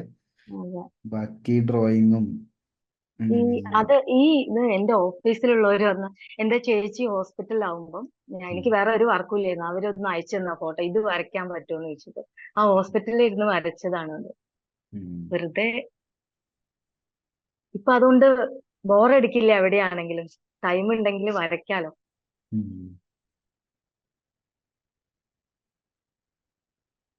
ടൂൾസ് എന്തൊക്കെ യൂസ് ചെയ്യുന്നത്? ടൂൾസ് HB, പിന്നെ ഇപ്പം ഈ ലാസ്റ്റ് ഉള്ളതിന് 10B 12B ഉപയോഗിച്ചു. ചാർക്കോള് എങ്ങനെയാ ഉപയോഗിക്കുക അതൊന്നും അറിയില്ല. ഞാൻ അടുത്ത ടൂൾസ് അപ്ഗ്രേഡ് പറഞ്ഞുതരാം കേട്ടോ. പേപ്പർ ഏതൊക്കെ യൂസ് ചെയ്യുന്നത്? പേപ്പർ ആ ലാസ്റ്റ് പിക്ചർ, ആ പോർട്രേറ്റ് വരച്ചത് A4 ആണ്. സാധാ ഫോട്ടോസ്റ്റാറ്റ് പേപ്പർ ഇല്ലേ, അത് ഓഫീസിൽ ഉണ്ടായിരുന്ന ഒരു പേപ്പർ, കുറച്ച് പേപ്പർ അത് എടുത്തുകൊണ്ടാണ് അതിൽ വരച്ചത്. അത് എന്തൊക്കെ യൂസ് ചെയ്യണം അതൊന്നും അറിയില്ല. സാധാ ഒരു പേപ്പർ, A4 പേപ്പറിൽ വരച്ചതാണ്. നമ്മൾ ആദ്യം പേപ്പർ നമുക്ക് അപ്ഗ്രേഡ് ചെയ്യാം. ഐവറി ഷീറ്റ് പർച്ചേസ് ചെയ്യാം. ഐവറി ഷീറ്റ് അത് ഒരു നല്ലൊരു മിനിസ്, കുറച്ച് സ്മൂത്ത് ആയിട്ടുള്ള ഒരു ഇത്തിരി കട്ടിയുള്ള പേപ്പർ ആയിരിക്കും. ഓക്കെ. അത് പക്ഷെ അതിൽ വരയ്ക്കുമ്പം പെൻസിൽ കൊണ്ട് വരയ്ക്കുമ്പോ ഒക്കെ കുഴപ്പമില്ലല്ലോ അല്ലെ? പിടിക്കില്ലേ അതില്? പിടിക്കും, നല്ല റിസൾട്ട് ഉണ്ടായിരിക്കും. പെൻസിൽസ് പിന്നെ ഏത് ബ്രാൻഡാണ് യൂസ് ചെയ്യുന്നത്? പെൻസില് സാറ് പറഞ്ഞ ആർട്ട് ലൈൻ. സാർ അന്ന് പറഞ്ഞ് അതിന്റെ അവിടെ ഒരു കോഴിക്കോട്, ഞാൻ നമ്മളെ ഗ്രൂപ്പിലുള്ള ആളോട് തന്നെയാ വിളിച്ചു ചോദിച്ചാൽ എവിടെയാ കിട്ടാന്ന്. കോഴിക്കോട് ഷോപ്പ് പറഞ്ഞു, അവിടെ പോയി വാങ്ങി. ചാർക്കോൾ പെൻസിൽ വാങ്ങി വെച്ചിട്ടുണ്ട്. അത് പക്ഷെ അധികം യൂസ് ചെയ്യേണ്ടി വന്നില്ല. അത് കൂടുതൽ ബ്ലാക്ക് ആയതുകൊണ്ട് എനിക്കൊരു പേടി, അത് എങ്ങനെ യൂസ് ചെയ്യണം. ചാർക്കോൾ പെൻസിൽ ഉണ്ടല്ലോ ഓൾറെഡി. ഉണ്ട്. ഇപ്പൊ നെക്സ്റ്റ് ഐവറി ഷീറ്റ് വാങ്ങാം, ബ്ലെൻഡിങ് സ്റ്റംപ് വാങ്ങാം, ബ്ലെൻഡ് ചെയ്യാനായിട്ട്. ബ്ലെൻഡിങ് സ്റ്റംപ് അല്ലേ? അപ്പൊ ഷെയ്ഡൊക്കെ ചില ഭാഗങ്ങളിൽ സ്മൂത്ത് ആയിട്ട് ബ്ലെൻഡ് ചെയ്യണമെന്നുണ്ടെങ്കിൽ അത് യൂസ് ചെയ്യാൻ പറ്റും. ഞാൻ സെയിം പോർട്രേറ്റിൽ ബ്ലെൻഡിങ് സ്റ്റംപ് യൂസ് ചെയ്താൽ എന്താ ഡിഫറൻസ് എന്ന് പറഞ്ഞുതരാം. ഇപ്പൊ നമ്മൾ ഇവിടെ ഷെയ്ഡൊക്കെ ചെയ്തിട്ടുണ്ടല്ലേ ഈ നെറ്റിയുടെ ഭാഗത്തൊക്കെ. പക്ഷേ നമ്മുടെ പോർട്രേറ്റ് നോക്കുമ്പോൾ കണ്ടോ ഒരു ചെറിയ ടോൺ ഡിഫറൻസ് ഉണ്ടോ? ഇത് പ്യൂർ വൈറ്റ് ആണ്, ഇവിടെ ചെറിയൊരു ഗ്രേ ടോൺ ആണ്. അത് ചെയ്തതിൽ മിസ്റ്റേക്ക് അല്ല, ഒരു ലെയറും കൂടി ഷെയ്ഡ് ചെയ്തിട്ട് അതൊന്ന് ബ്ലെൻഡ് ചെയ്തിട്ട് കഴിഞ്ഞാൽ എക്സാക്ട്ലി ഈ റിസൾട്ട് കിട്ടും. അപ്പൊ നെക്സ്റ്റ് ടൈം ബ്ലെൻഡിങ് സ്റ്റംപ് വാങ്ങിച്ചു കഴിയുമ്പോൾ ഇതൊക്കെ ഒന്ന് ബ്ലെൻഡ് ചെയ്ത് നോക്കിയാൽ മതി സ്റ്റംപ് ഉപയോഗിച്ച്. ബ്ലെൻഡ് ചെയ്യുമ്പോൾ ഈ വൈറ്റ് ഡോട്ടുകൾ കാണുന്നുണ്ട്, അതൊക്കെ നമ്മൾ ഒബ്സർവ് ചെയ്യാൻ പറ്റണം. ഇവിടെ കണ്ടോ, അതുപോലെ തന്നെ ഇങ്ങനെ ഒരു ലൈറ്റ് ഭാഗങ്ങൾ കാണുന്നുണ്ട്. അതൊക്കെ ഒഴിച്ചിട്ടിട്ട് ബ്ലെൻഡ് ചെയ്യുകയാണെങ്കിൽ നല്ല 3D ഫീൽ നമുക്ക് ചെയ്യാൻ പറ്റും. അപ്പോൾ ഐവറി ഷീറ്റും ബ്ലെൻഡിങ് സ്റ്റംപും മാത്രം അപ്ഗ്രേഡ് ചെയ്താൽ മതി. ഇനി ഡൗട്ടുകൾ ചോദിക്കാം. ഡൗട്ടുകള് ഈ പെൻസില് ഞാനിപ്പം നമ്മുടെ എഞ്ചിനീയറിംഗ് മെക്കാനിക്കൽ പെൻസിലാണ് ഉപയോഗിക്കുന്നത്. ഞാൻ സിവിൽ എഞ്ചിനീയറിംഗ് കഴിഞ്ഞുകൊണ്ട് പണ്ട് പോലത്തെ ഇത് തന്നെയാണ് യൂസ് ചെയ്യാറ്. പക്ഷെ സാധാ ഈ നമ്മളെ ചാർക്കോൾ പെൻസിലാണ്, മറ്റേ 10B 8B അതൊന്നും ഈ പെൻസിലിൽ ഇല്ലല്ലോ. അപ്പൊ ഞാനത് കൂർപ്പിക്കുമ്പോൾ പൊട്ടിപ്പോകുന്നു അത്രയായിട്ടും. അതെ, എങ്ങനെ യൂസ് ചെയ്യണം? കട്ടർ ഉപയോഗിക്കാനേ വയ്യ, അത് പെട്ടെന്ന് പോകും. ചിലരൊക്കെ നല്ല ഇത്ര നീളത്തിലൊക്കെ കൂർപ്പിച്ച് വെച്ചതാണ്, പക്ഷെ അതെങ്ങനെ കിട്ടുന്നു എന്നാണ് അറിയില്ല. അതൊരു ഡൗട്ട് ഉണ്ട്. പിന്നെ പോർട്രേറ്റ് ഫ്രെയിം ചെയ്യുമ്പോൾ അതിനെന്തെങ്കിലും റേഷ്യോ ഉണ്ടോ? നമ്മൾ ഏതിൽ വരയ്ക്കണമെന്ന്? ഞാനിപ്പോ ആദ്യമായിട്ട് വരച്ചോണ്ടാവും ഫ്രെയിം ചെയ്യാൻ. ഞാനത് നമ്മളെ അബ്ബാസിനെ വിളിച്ചിട്ടാ ചോദിച്ചിരുന്നത്, ഫ്രെയിം എവിടെ കിട്ടും എന്നൊക്കെ ചോദിച്ചു. അപ്പം A4 ആണെങ്കിലൊക്കെ സാധാരണ കടയിൽ കിട്ടും. ഞാൻ അങ്ങനെ ചോദിച്ചപ്പോ A4 A5 ആ ഉള്ളത്. ഇത് കുറച്ചുകൂടെ വലുതായി പോയി. ആ സൈൻ അടിയിൽ വന്നുകൊണ്ട് അവരത് വേറെ ചെയ്യേണ്ടി വന്നു. അപ്പൊ അതെങ്ങനെ ഫ്രെയിമും അതും എങ്ങനെ വേണമെന്ന് അറിയണം. വൺ ബൈ വൺ ആയിട്ട് ആൻസർ തരാം, അല്ലെ ഞാൻ മറന്നു. ആദ്യം ചാർക്കോൾ ഓക്കെ. പെൻസിലിന്റെ കാര്യം. ചാർക്കോൾ പെൻസിൽ ഉണ്ടല്ലോ, അത് ബ്രാൻഡുകൾ അനുസരിച്ച് അതിന്റെ ക്വാളിറ്റി മാറും. പിന്നെ രണ്ടാമത്തെ ഇമ്പോർട്ടൻ്റ് ആയിട്ടുള്ള കാര്യം, അത് വാങ്ങിച്ചു വെച്ചിട്ട് ഒരുപാട് കാലം ഉപയോഗിക്കാതെ വെച്ച് കഴിഞ്ഞാൽ അതിൻ്റെ ഉള്ളിലത്തെ ആ ചാർക്കോൾ ഡ്രൈ ആയിട്ട് പെട്ടെന്ന് പൊട്ടിപ്പോവാനുള്ള ചാൻസ് ഉണ്ട്. അപ്പോൾ എപ്പോഴും ഫ്രഷ് ഓ ആയിട്ട് വാങ്ങി ഫ്രഷ് ആയിട്ട് തന്നെ യൂസ് ചെയ്യുക. നല്ല ബ്രാൻഡുകൾ വാങ്ങാനായിട്ട് ശ്രദ്ധിക്കുക. ഞാൻ യൂസ് ചെയ്യുന്നത് വുഡ്ലെസ് ചാർക്കോൾ പെൻസിലാണ്. വുഡ് ഉണ്ടാവില്ല, ബ്രിസ്ട്രോ ബ്രാൻഡിൻ്റെ. ഞാൻ ടൈപ്പ് ചെയ്ത് അയച്ചുതരാം. ആ ബ്രിസ്ട്രോ ബ്രാൻഡ് വുഡ്ലെസ് ചാർക്കോൾ പെൻസിൽ. യൂട്യൂബിൽ ഇതിന്റെ ട്യൂട്ടോറിയൽ അൺബോക്സിങ് ഞാൻ ചെയ്തിട്ടുണ്ട്. ചാർക്കോൾ പെൻസിൽ ആ ആർട്ടിസ്റ്റ് ചെയ്താൽ കിട്ടും. ഓക്കെ അപ്പൊ ഓക്കെ. ആ അതിന്റെ വുഡ്ലെസ് ആവുമ്പോൾ കുഴപ്പമില്ല. വുഡ് ഈ ഉണ്ടാവില്ല. പൊട്ടിക്കാനൊന്നും വേണ്ടല്ലോ. അത് ഞാൻ കാണിച്ചു തരാം. അതിന്റെ സാമ്പിളാണ്. ഉണ്ടോ, ഇതുപോലെ ഇരിക്കും. ചെറിയൊരു പ്ലാസ്റ്റിക് കവറിങ് ആയിരിക്കും. പക്ഷേ ഓ നോർമൽ ചാർക്കോൾ പെൻസിലിനേക്കാളും കുറച്ചും കൂടി കട്ടി ഉണ്ടായിരിക്കും. പക്ഷെ അവിടെ ഓ ഒരു പ്രശ്നം, ഇത് ഷാർപ്പൻ ചെയ്യാനായിട്ട് നമുക്ക് നമ്മുടെ നോർമൽ ഷാർപ്പനറിൽ പറ്റില്ല. മെക്കാനിക്കൽ ഷാർപ്പനർ എടുക്കേണ്ടി വരും. അപ്പൊ ഇത് മെക്കാനിക്കൽ ഷാർപ്പനർ. ഞാൻ കാണിച്ചു തരാം. ഇതൊക്കെ ആമസോണിൽ അവൈലബിൾ ആണ്.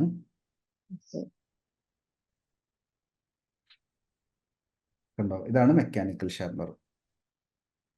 ഇതിൻ്റെ അകത്ത് പെൻസിൽ ഇടുക, ആ ബാക്കിൽ സാധനം തിരിക്കുക, ഷാർപ്പനായി പൊട്ടാതെ ഷാർപ്പനായിട്ട് കിട്ടും. പക്ഷേ സ്റ്റിൽ ഓ നമ്മൾ യൂസ് ചെയ്യുന്ന പെൻസിൽ മോശം ബ്രാൻഡും ഈ പറയുന്ന പോലെ കുറച്ച് പഴകിയതുമാണെങ്കിൽ തീർച്ചയായിട്ടും ചാർക്കോൾ പെൻസിൽ പൊട്ടിപ്പോവും. ഓക്കെ. അപ്പോൾ അതാണ് ശ്രദ്ധിക്കേണ്ടത്. രണ്ടാമത്തെ ക്വസ്റ്റ്യൻ എന്തായിരുന്നു? ഫ്രെയിം ഇടുന്നതിനെ കുറിച്ചിട്ടല്ലേ? ആ ഫ്രെയിം. ഫ്രെയിം ശരിക്കും ഫ്രെയിം ഇടുന്ന ഷോപ്പുകളിൽ കൊടുത്തു കഴിഞ്ഞാൽ അവരെടുത്ത് പറഞ്ഞു കഴിഞ്ഞാൽ അവർ ഏത് സൈസിലും ഫ്രെയിം ഇടും. ഇപ്പോൾ ചില സ്ഥലങ്ങളിൽ മാത്രമാണ് ഈ പറയുന്ന പോലെ അവർ ചിലപ്പോൾ ഓൾറെഡി കട്ട് ചെയ്ത് വെച്ചിട്ടുണ്ടായിരിക്കും ഒരു പെർട്ടിക്കുലർ സൈസിൽ. അതെ. അവർ പറയും ഞങ്ങൾക്കത് ചെയ്യാൻ പറ്റൂല എന്നുള്ളത്. ഉം. അപ്പോൾ നല്ല അതെ. ഷോപ്പുകൾ സെലക്ട് ചെയ്യാനായിട്ട് നോക്കുക. പിന്നെ ഒരു ആ സേഫ് സോണിൽ ചെയ്യുകയാണെങ്കിൽ A4 സൈസ്, A3 സൈസ് ഒക്കെ ചെയ്യുകയാണെങ്കിൽ ഇത് A4 സൈസ് അല്ലേ ചെയ്തേ? A4 ആണ്. പക്ഷെ A4 അങ്ങ് ഫുൾ ആയിട്ടുമില്ല. A3 അല്ല, A5 അല്ല, A4 അല്ല, അങ്ങനത്തെ ഒരു. കട്ട് ചെയ്ത് കളഞ്ഞായിരുന്നോ? ആ കുറെ കട്ട് ചെയ്തു. Okay okay. A4 സൈസ് ആണെങ്കിൽ കുഴപ്പം ഫ്രെയിം ചെയ്തു. വരില്ലായിരുന്നു. കാരണം A4 സൈസ് ആ ഫ്രെയിം ഇല്ല. എല്ലാ സ്ഥലത്തും ഉണ്ടായിരിക്കും. അതിന്റെ A4 ഉണ്ട്, A5 ഉണ്ട്. പക്ഷെ ഇത് A4-ലാവുമ്പോൾ കുറെ ബാക്കി വരുന്നുണ്ട്. സ്പേസ് ബ്ലാങ്ക് ആയി നിൽക്കുന്നുണ്ട്. ഉം. അപ്പൊ കുറെ കട്ട് ചെയ്തു കളഞ്ഞു. എന്ത് ഷോപ്പാ? സ്റ്റുഡിയോ ആണോ? സ്റ്റുഡിയോയിലാണോ പോയത് ഫ്രെയിം അല്ല, ഇടാൻ? സ്റ്റുഡിയോ അല്ല. ഫ്രെയിമുകൾ വെക്കുന്ന ഗിഫ്റ്റ് ഷോപ്പില്. Okay, gift gift. ഷോപ്പ് അല്ലേ? ആ ഓക്കെ. അതെ. അവര് പ്രിന്റ് എടുത്ത് ഓരോരുത്തർ ഫോട്ടോ എടുത്ത് പ്രിന്റ് എടുത്തിട്ട് ഫ്രെയിം ഇട്ട് കൊടുക്കുന്നുണ്ട്. അങ്ങനത്തെ ഒരു ഷോപ്പ്. അവിടെ ഫ്രെയിം ഒക്കെ സെല് ചെയ്യാൻ വെച്ചിട്ടുണ്ടോ? ആ ഉണ്ട്. ലെങ്ത്തിൽ ആ ഉണ്ട് ഉണ്ട്. പല ഉണ്ടല്ലേ? ലെങ്തിലുള്ള. അപ്പൊ എന്തുകൊണ്ടായിരിക്കും അവരങ്ങനെ ആ സൈസിൽ ചെയ്യാൻ പറ്റില്ല എന്ന് പറഞ്ഞു? അത് ഒരു ദിവസം അവിടെ കൊടുത്താല് ചെയ്തു തരാന്ന് പറഞ്ഞു. ഓക്കെ. അതിനനുസരിച്ചുള്ള ഇതൊക്കെ ഇട്ട് തരാനാണ്. അപ്പം അവൈലബിൾ ആയിട്ടുള്ള ഈ സൈസേ ആ, ഉള്ളൂ എന്ന് പറഞ്ഞു. ഇതൊക്കെ. പെട്ടെന്ന് കിട്ടണമെങ്കിൽ എന്തായാലും അവർ പറയുന്ന സൈസിൽ കൊടുക്കണം. ആ സൈസ്. പിന്നെ സൈൻ ഇടുന്ന കേസിൽ ആ നോർമലി ഞാനൊക്കെ പിക്ചറിന്റെ അടുത്ത് തന്നെയാണ് സൈൻ ഇടാറുള്ളത്. ഒരുപാട് ദൂരേക്ക് മാറി ഇട്ട് കഴിഞ്ഞാൽ ശ്രദ്ധിക്കില്ല ആൾക്കാർ. പിന്നെ ഈ പറയുന്ന പോലെ ആ ഫ്രെയിമിന്റെ പുറത്തേക്ക് ഇടാതിരിക്കുക. കാരണം ഫ്രെയിം ഇടുമ്പോൾ അകത്ത് വരണ്ടല്ലോ. അപ്പോൾ ഒരാളുടെ പോർട്രേറ്റ് ഒക്കെ വരയ്ക്കുകയാണെങ്കിൽ ഞാനൊക്കെ ഷോൾഡറിന്റെ സൈഡിലൊക്കെ ആയിരിക്കും ഞാൻ മിക്കവാറും പൊസിഷൻ ചെയ്യുന്നുണ്ടായിരിക്കും. അധികം മെയിൻ സ്ഥലത്ത് വരരുത്. താഴെ ടോപ്പ് ലെഫ്റ്റ് അല്ലെങ്കിൽ ടോപ്പ് റൈറ്റ് ആണെന്ന് തോന്നുന്നു കോമൺ. ടോപ്പ് റൈറ്റിലാണ് കോമൺ എല്ലാവരും ഇടാറുള്ളത്. അല്ല, ടോപ്പ് അല്ല, ബോട്ടം റൈറ്റിലാണ് ഇടാറുള്ളത്, സൈൻ ഇടാറുള്ളത്. പോർട്രേറ്റിന്റെ ബോട്ടം റൈറ്റില് അല്ലേ? പോർട്രേറ്റിന്റെ ബോട്ടം റൈറ്റിൽ. ഉം. പിന്നെ ആ, പിന്നെ ഈ ക്യാൻവാസ് ഡ്രോയിങ് ഒക്കെ ഇല്ലേ, അവിടേക്കൊന്നും എത്തിയിട്ടില്ല. അങ്ങനെയൊക്കെ വരയ്ക്കാൻ പറ്റുമായിരിക്കില്ലേ? എനിക്ക് ഇത് പിടിച്ച് ഈ സാറൊക്കെ വരയ്ക്കുമ്പോൾ ഇങ്ങനെ എന്താ പറയാ, ഈസി ആയിട്ട് വരയ്ക്കാൻ പറ്റുന്നില്ല. അതൊക്കെ ലാസ്റ്റ് ആകുമ്പത്തെ പഠിച്ചു വരുമ്പത്തെ ആവുമെന്ന് വിചാരിക്കാല്ലേ. അത് ഈ പറയുന്ന പോലെ അത് ലേണിങ്ങിന്റെ ഓരോ സ്റ്റേജസ് ആണ്. ആദ്യം നമ്മൾ ഓ കോൺഷ്യസ്ലി തന്നെയാണ് വരയ്ക്കുന്നുണ്ടായിരിക്കുക. നമ്മൾ ഫസ്റ്റ് ഓ സ്റ്റേജിൽ പെൻസിൽ പിടിക്കുന്നതിന്റെ വേദന നമ്മൾ അറിയും, കൈ മൂവ്മെന്റ് നമ്മൾ അറിയും, ഒക്കെ നമ്മൾ അറിഞ്ഞുകൊണ്ടാണ് ചെയ്യുന്നത്. പ്രാക്ടീസ് ചെയ്യുമ്പോൾ അങ്ങനെ തന്നെ ചെയ്യണം. പിന്നെ ഓരോ ലെവൽ ഉണ്ട് ശരിക്കും. 4 സ്റ്റേജസ് ഓഫ് ലേണിംഗ് എന്ന് പറഞ്ഞിട്ടൊരു ചാപ്റ്റർ ഉണ്ട് നമുക്ക് പഠിക്കാനുണ്ട്. ഏത് കോഴ്സിലാണെന്ന് ഞാൻ ഓക്കെ. മറന്നുപോയി. അപ്പൊ അതിൻ്റെ അകത്ത് ഏറ്റവും ടോപ്പിലാണ് നമ്മൾ അൺകോൺഷ്യസ്ലി എഫേർട്ട്ലെസ്ലി നമുക്ക് വരയ്ക്കാൻ പറ്റുക. ശരിക്കും നമ്മൾ ചിന്തിക്കുക പോലും ചെയ്യാതെ ബോഡി അതിനോട് മൂവ്മെന്റ് ചെയ്ത് നമുക്ക് ഒരുപാട് ചിത്രങ്ങൾ ക്രിയേറ്റ് ചെയ്യാനായിട്ട് പറ്റും. നമ്മൾ കാണുന്ന പിക്കാസോ പോലുള്ള ആർട്ടിസ്റ്റുകളൊക്കെ അവരുടെ കരിയറിന്റെ ഏറ്റവും പീക്ക് പോയിന്റിൽ അങ്ങനെയാണ് വരച്ചിരുന്നതെന്ന് പറയുന്നത്. അതായത് ബ്ലാങ്കിൽ ഓക്കെ. നിർത്തി പെട്ടെന്ന് ഒരു ചിത്രമൊക്കെ വരയ്ക്കാൻ പറ്റും. പക്ഷെ അത് അവരുടെ ജീവിതം കുറേ മുന്നോട്ട് പോകുമ്പോൾ ഒരുപാട് പ്രാക്ടീസ് ചെയ്യുമ്പോഴൊക്കെയാണ് അത് പറ്റുന്നത്. ഇപ്പൊ നമ്മൾ കറക്റ്റ് ട്രാക്കിലാണ് പോകുന്നത്. ഇപ്പൊ ഇങ്ങനെ തന്നെയാണ് ചെയ്യേണ്ടത്. ഇതില്ലാതെ അങ്ങോട്ടേക്ക് ഓക്കെ. നമുക്ക് എത്താൻ പറ്റൂല. ഓക്കെ. പിന്നെ ഈ കളർ പെൻസിലും പിന്നെ പെയിന്റിങ്ങും ഒക്കെ ഈ ഓർഡറിൽ തന്നെ പോയിട്ട് തുടങ്ങിയാൽ പോരെ? എല്ലാം ഉണ്ട് അതില്. A to Z pencil drawing കഴിഞ്ഞിട്ട് തന്നെ തുടങ്ങിയാൽ പോരെ? ഇതിന്റെ കൂടെ മറ്റതും പെയിന്റിങ്ങും തുടങ്ങണ്ടല്ലോ. പെയിന്റിംഗ് ഇപ്പം കോഴ്സിൽ തന്നെ ജോയിൻ ചെയ്തിട്ടുണ്ടല്ലേ? ജോയിൻ ചെയ്തിട്ടുണ്ട്. ഓക്കെ അത് അന്ന് ഓക്കെ. സാറ് പറഞ്ഞപ്പോ തന്നെ ജോയിൻ ചെയ്തിട്ടുണ്ട്. ഇതിന്റെ ഓർഡർ ഞാൻ പറഞ്ഞുതരാം. ആദ്യം A to Z pencil drawing course complete ചെയ്യുക. കംപ്ലീറ്റ് ചെയ്യുമ്പോൾ നമുക്ക് കളർ പെൻസിൽ കോഴ്സും ഉണ്ട്, അഡ്വാൻസ് പോർട്രേറ്റ് സ്കെച്ചിങ് കോഴ്സും ഉണ്ട്. ആ പോർട്രേറ്റ് വരയ്ക്കാൻ ഒരുപാട് ആഗ്രഹമുണ്ട്. പോർട്രേറ്റിൽ കുറെ കൂടി ഇമ്പ്രൂവ് ചെയ്യണം. പോർട്രേറ്റിന്റെ ഔട്ട്ലൈൻ ഫ്രീ ഹാൻഡ് ആയിട്ട് വരയ്ക്കാൻ പഠിക്കണം എന്നൊക്കെ ഉണ്ടെങ്കിൽ ജസ്റ്റ് കളർ പെൻസിൽ സ്കിപ്പ് ചെയ്ത് നേരെ അഡ്വാൻസ് പോർട്രേറ്റ് സ്കെച്ചിങ് കോഴ്സിലോട്ട് കയറുക. അപ്പോൾ നമുക്ക് പോർട്രേറ്റ് നല്ല രീതിയിൽ വരയ്ക്കാൻ പറ്റും. എന്നിട്ട് കളർ പെൻസിൽ കോഴ്സ് കംപ്ലീറ്റ് ആക്കുക. ഇത് ആക്ച്വലി നമ്മൾ യൂസ് ചെയ്യുന്ന നോർമൽ ഗ്രാഫൈറ്റ് പെൻസിലിന്റെ സെയിം മെത്തേഡ് തന്നെയാണ് കളർ പെൻസിൽ യൂസ് ചെയ്യുന്നത്, അറിയാമല്ലോ. പക്ഷേ കളർ ആയതുകൊണ്ട് തന്നെ കളർ മിക്സ് ചെയ്യാനും കളർ ബ്ലെൻഡ് ചെയ്യാനും കുറച്ച് അഡീഷണൽ ടെക്നിക്സും കൂടി ഉണ്ടെന്നുള്ളൂ. വളരെ ചെറിയൊരു കോഴ്സാണ്. അപ്പം അത് കഴിയുമ്പോൾ ഇത്രയും ഈ ഒരു 3 കോഴ്സ് കഴിയുമ്പോഴേക്കും നമുക്ക് കുറെ കൂടി കളറിനെ കുറിച്ചും ലൈറ്റ് ആൻഡ് ഷേഡിനെ കുറിച്ചും ഔട്ട്ലൈൻ ഇടുന്നതിനെ കുറിച്ചും അത് പെർഫെക്റ്റ് ആക്കാനും നമുക്ക് പറ്റും. അതിനുശേഷം പെയിന്റിംഗ് കോഴ്സ് സ്റ്റാർട്ട് ചെയ്യുമ്പോൾ ഞാൻ റെക്കമെൻഡ് ചെയ്യുന്നത് വാട്ടർ കളർ കോഴ്സ് സ്റ്റാർട്ട് ചെയ്യാനാണ്. കാരണം എന്താണെന്ന് വെച്ച് കഴിഞ്ഞാൽ ഈ പറയുന്ന ഗ്രാഫൈറ്റ് പെൻസിലും കളർ പെൻസിലും ഒക്കെ നമ്മൾ പഠിക്കുന്ന മെത്തേഡ് ആദ്യം ലൈറ്റ് ആയിട്ട് ഷെയ്ഡ് ചെയ്യുക, പിന്നെ മിഡിൽ ടോൺ ചെയ്യുക, ഏറ്റവും ലാസ്റ്റ് ഡാർക്ക് ടോൺ അപ്ലൈ ചെയ്യുക എന്നുള്ളതാണ്. ഈ സെയിം പരിപാടി തന്നെയാണ് വാട്ടർ കളർ നമ്മൾ ചെയ്യുന്നത്. ആദ്യം ലൈറ്റ് വാഷ് ചെയ്യും, സെക്കൻഡ് വാഷ് മിഡിൽ ടോൺ ചെയ്യും, തേർഡ് വാഷ് ഡാർക്ക് ആയിട്ട് ചെയ്യും, ഡാർക്ക് ടോൺസ് ചെയ്യും. അപ്പോൾ പെട്ടെന്ന് സ്വിച്ച് ചെയ്യുമ്പോൾ ബുദ്ധിമുട്ടുണ്ടാവില്ല. പക്ഷെ നേരെ തിരിച്ച് അക്രിലിക്കിലോ ഓയിൽ പെയിന്റിലോ പോയി കഴിഞ്ഞാൽ അവിടെ തിയറി മാറും. അതിലൊക്കെ ഡാർക്ക് ടോൺ ആയിരിക്കും ആദ്യം ചെയ്യുക. ഒരാളുടെ ഫേസ് വരയ്ക്കുമ്പോൾ ഏറ്റവും ലാസ്റ്റ് അക്രിലിക് പെയിന്റിൽ ചെയ്യുന്നുണ്ടായിരിക്കുക ആ ഫേസിന്റെ റിഫ്ലക്ഷനുള്ള ഡോട്ട് ഇടുന്നതായിരിക്കും. മനസ്സിലാകുന്നുണ്ടോ? വാട്ടർ കളറിലാണെങ്കിൽ അത് ഒഴിച്ചിട്ട് ബാക്കി ലൈറ്റ് ടോൺ ആദ്യം അപ്ലൈ ചെയ്യും. ഏറ്റവും ലാസ്റ്റ് ചെയ്യുന്നുണ്ടായിരിക്കും ഡാർക്കസ്റ്റ് ആയിട്ടുള്ള ടോണാണ്. അപ്പോൾ ഇതാണ് ഓർഡർ. ശരിക്കും പ്രോപ്പർലി സ്ട്രക്ചർഡ് ആയിട്ട് പഠിച്ചു പോകുന്നുണ്ടെങ്കിൽ വാട്ടർ കളർ ആണ് നെക്സ്റ്റ് ചെയ്യേണ്ടത്. പിന്നെ വാട്ടർ കളർ കോഴ്സ് കംപ്ലീറ്റ് ആകുമ്പോൾ നമുക്ക് ഫാബ്രിക് പെയിന്റിംഗ് കോഴ്സ് ഉണ്ട്, ഓപ്ഷനിലാണ്. അതിൽ വേണമെങ്കിൽ അറ്റംപ്റ്റ് ചെയ്യാം. പിന്നെ അക്രിലിക് ചെയ്ത് കഴിയുമ്പോൾ അത് ഈ ബ്രേക്ക് എടുത്തിട്ട് ചെയ്യണം, ഒരുമിച്ചെല്ലാം കൂടി ചെയ്യരുത്. വാട്ടർ കളറിൽ നിന്ന് നേരെ അക്രിലിക്കിലോ സ്വിച്ച് ചെയ്താലും നമുക്ക് ചിലപ്പോൾ പ്രാക്ടീസ് ഇല്ലെങ്കിൽ കൺഫ്യൂഷൻ വരും. വാട്ടർ കളർ കഴിഞ്ഞ് ചെറിയൊരു ബ്രേക്ക് എടുത്ത് കുറച്ച് നല്ല ചിത്രങ്ങൾ വരച്ച് കഴിയുമ്പോൾ ബോറടിക്കുമ്പോൾ അക്രിലിക്കിലോട്ട് സ്വിച്ച്. പിന്നെ ഇതെല്ലാം ലൈഫ് ടൈം ആണ്, ധൃതി പിടിച്ച് കംപ്ലീറ്റ് ആക്കേണ്ട ആവശ്യമില്ല. അതാണ് ഏറ്റവും ഇമ്പോർട്ടൻ്റ് ആയിട്ടുള്ള കാര്യം. ഇതൊക്കെ എൻജോയ് ചെയ്ത് അത് കാരണം ഇത് ഈ പറയുന്ന പോലെ ഒരു യാത്രയാണ്. യാത്ര പെട്ടെന്ന് അങ്ങ് കംപ്ലീറ്റ് ആക്കി നമ്മൾ അവിടെ അങ്ങ് എത്തിക്കഴിഞ്ഞാൽ പിന്നെ നമുക്കത് എൻജോയ് ചെയ്യാൻ പറ്റൂല, അറിയാലോ. നമ്മൾ ആലോചിച്ച് നോക്കുക, നമ്മുടെ കോഴ്സിൽ ജോയിൻ ചെയ്തപ്പോൾ പോർട്രേറ്റ് വരയ്ക്കാനായിട്ട് അറിയുന്നുണ്ടായിരുന്നില്ല. പക്ഷെ ഓരോ സ്റ്റെപ്പിലും ആദ്യം വരയ്ക്കാൻ മൂക്ക് തെറ്റിപ്പോയായിരുന്നു, പിന്നെ കുറച്ച് കഴിഞ്ഞപ്പോൾ മൂക്ക് ശരിയായി, അപ്പൊ കണ്ണ് തെറ്റും, പിന്നെ കുറച്ച് കഴിയുമ്പോൾ ഫേസ് മൊത്തം ശരിയാവും, അപ്പൊ ചില മുടി തെറ്റിപ്പോവും, പിന്നെ എല്ലാം ശരിയാകുമ്പോൾ ഷെയ്ഡിങ് അറിയുന്നുണ്ടാവില്ല. പക്ഷെ ഇതൊക്കെ നമ്മൾ അറിഞ്ഞോ അറിയാതെ ഇതൊക്കെ നമ്മൾ എൻജോയ് ചെയ്യുന്നുണ്ട്. പിന്നെ നമ്മുടെ ഗ്രൂപ്പ് ഉള്ളത് കൊണ്ട് തന്നെ ഫേസ്ബുക്ക് ഗ്രൂപ്പിലേക്ക് പോസ്റ്റ് ചെയ്യുമ്പോഴും ആദ്യം ചിലപ്പോൾ ഒരു ലൈക്ക് പോലും ഉണ്ടാവില്ല. പക്ഷെ ഇമ്പ്രൂവ് ചെയ്യുന്നതനുസരിച്ച് ഓരോരുത്തർ നമ്മൾ ശ്രദ്ധിക്കാനും ഓരോ ലൈക്ക് കിട്ടാനും ഇതൊക്കെ ഒറ്റ സെക്കൻഡിൽ നമുക്ക് റിസൾട്ട് കിട്ടി കഴിഞ്ഞാൽ ഇതൊന്നും നമുക്ക് എൻജോയ് ചെയ്യാനായിട്ട് പറ്റില്ല.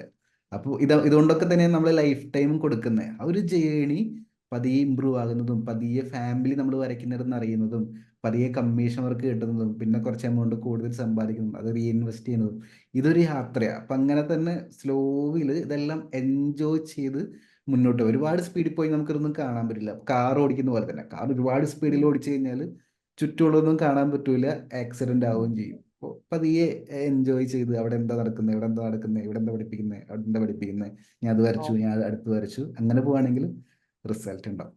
വേറെ അടുത്ത ക്വസ്റ്റ്യൻ വേറെ എന്താ ഡൗട്ട് ഉള്ളത്? ഞാന് സ്ലോ ആണോ എന്നൊരു സംശയം ഉണ്ടായിരുന്നു. അതിന്റെ റിസൾട്ട് ആൻസർ സാറ് പറഞ്ഞു. എന്താ വെച്ചാൽ ഇതിന്റെ ഇടയിൽ സാറ് തരുന്ന അസൈൻമെന്റ് വീക്ക്ലി മീറ്റിംഗിൽ അത് വരയ്ക്കണം, പിന്നെ ഇടയ്ക്ക് പോർട്രേറ്റ് വരയ്ക്കണം. അപ്പൊ ഞാൻ A to Z പെൻസിൽ ആ ക്ലാസ്, നമ്മുടെ ക്ലാസ് റെക്കോർഡിംഗ് ക്ലാസ് സ്ലോ ആവുണ്ടോ ഒരു സംശയം ഉണ്ടായിരുന്നു. ഇപ്പൊ സാറ് പറഞ്ഞപ്പം ഇപ്പൊ ഇത് പറഞ്ഞപ്പോ എനിക്ക് ആ സംശയം മാറി. എൻജോയ് ചെയ്ത് വരയ്ക്കാൻ നമുക്ക് ഇടയ്ക്ക് കിട്ടുന്ന ഇടയ്ക്ക് മാറി വരച്ചിട്ട് പിന്നെ കിട്ടുമ്പോ മതിയല്ലോ. അതെ. ക്ലാസ് ഞാൻ കണ്ടിന്യൂ ചെയ്യാറുണ്ട്. എന്നാലും ഇപ്പൊ പറഞ്ഞു കേട്ടപ്പം തീർക്കാനുള്ള ധൃതി പിടിച്ച് തീർക്കണ്ടെന്ന് പറഞ്ഞപ്പം കുഴപ്പമില്ല. ക്ലാസ് പിന്നെ തീർന്നത് കൊണ്ട് നമുക്ക് ആലോചിച്ച് നോക്ക്, ക്ലാസ് തീർന്നു കഴിഞ്ഞാൽ എന്താ സംഭവിക്കുക ആലോചിച്ച് നോക്കി.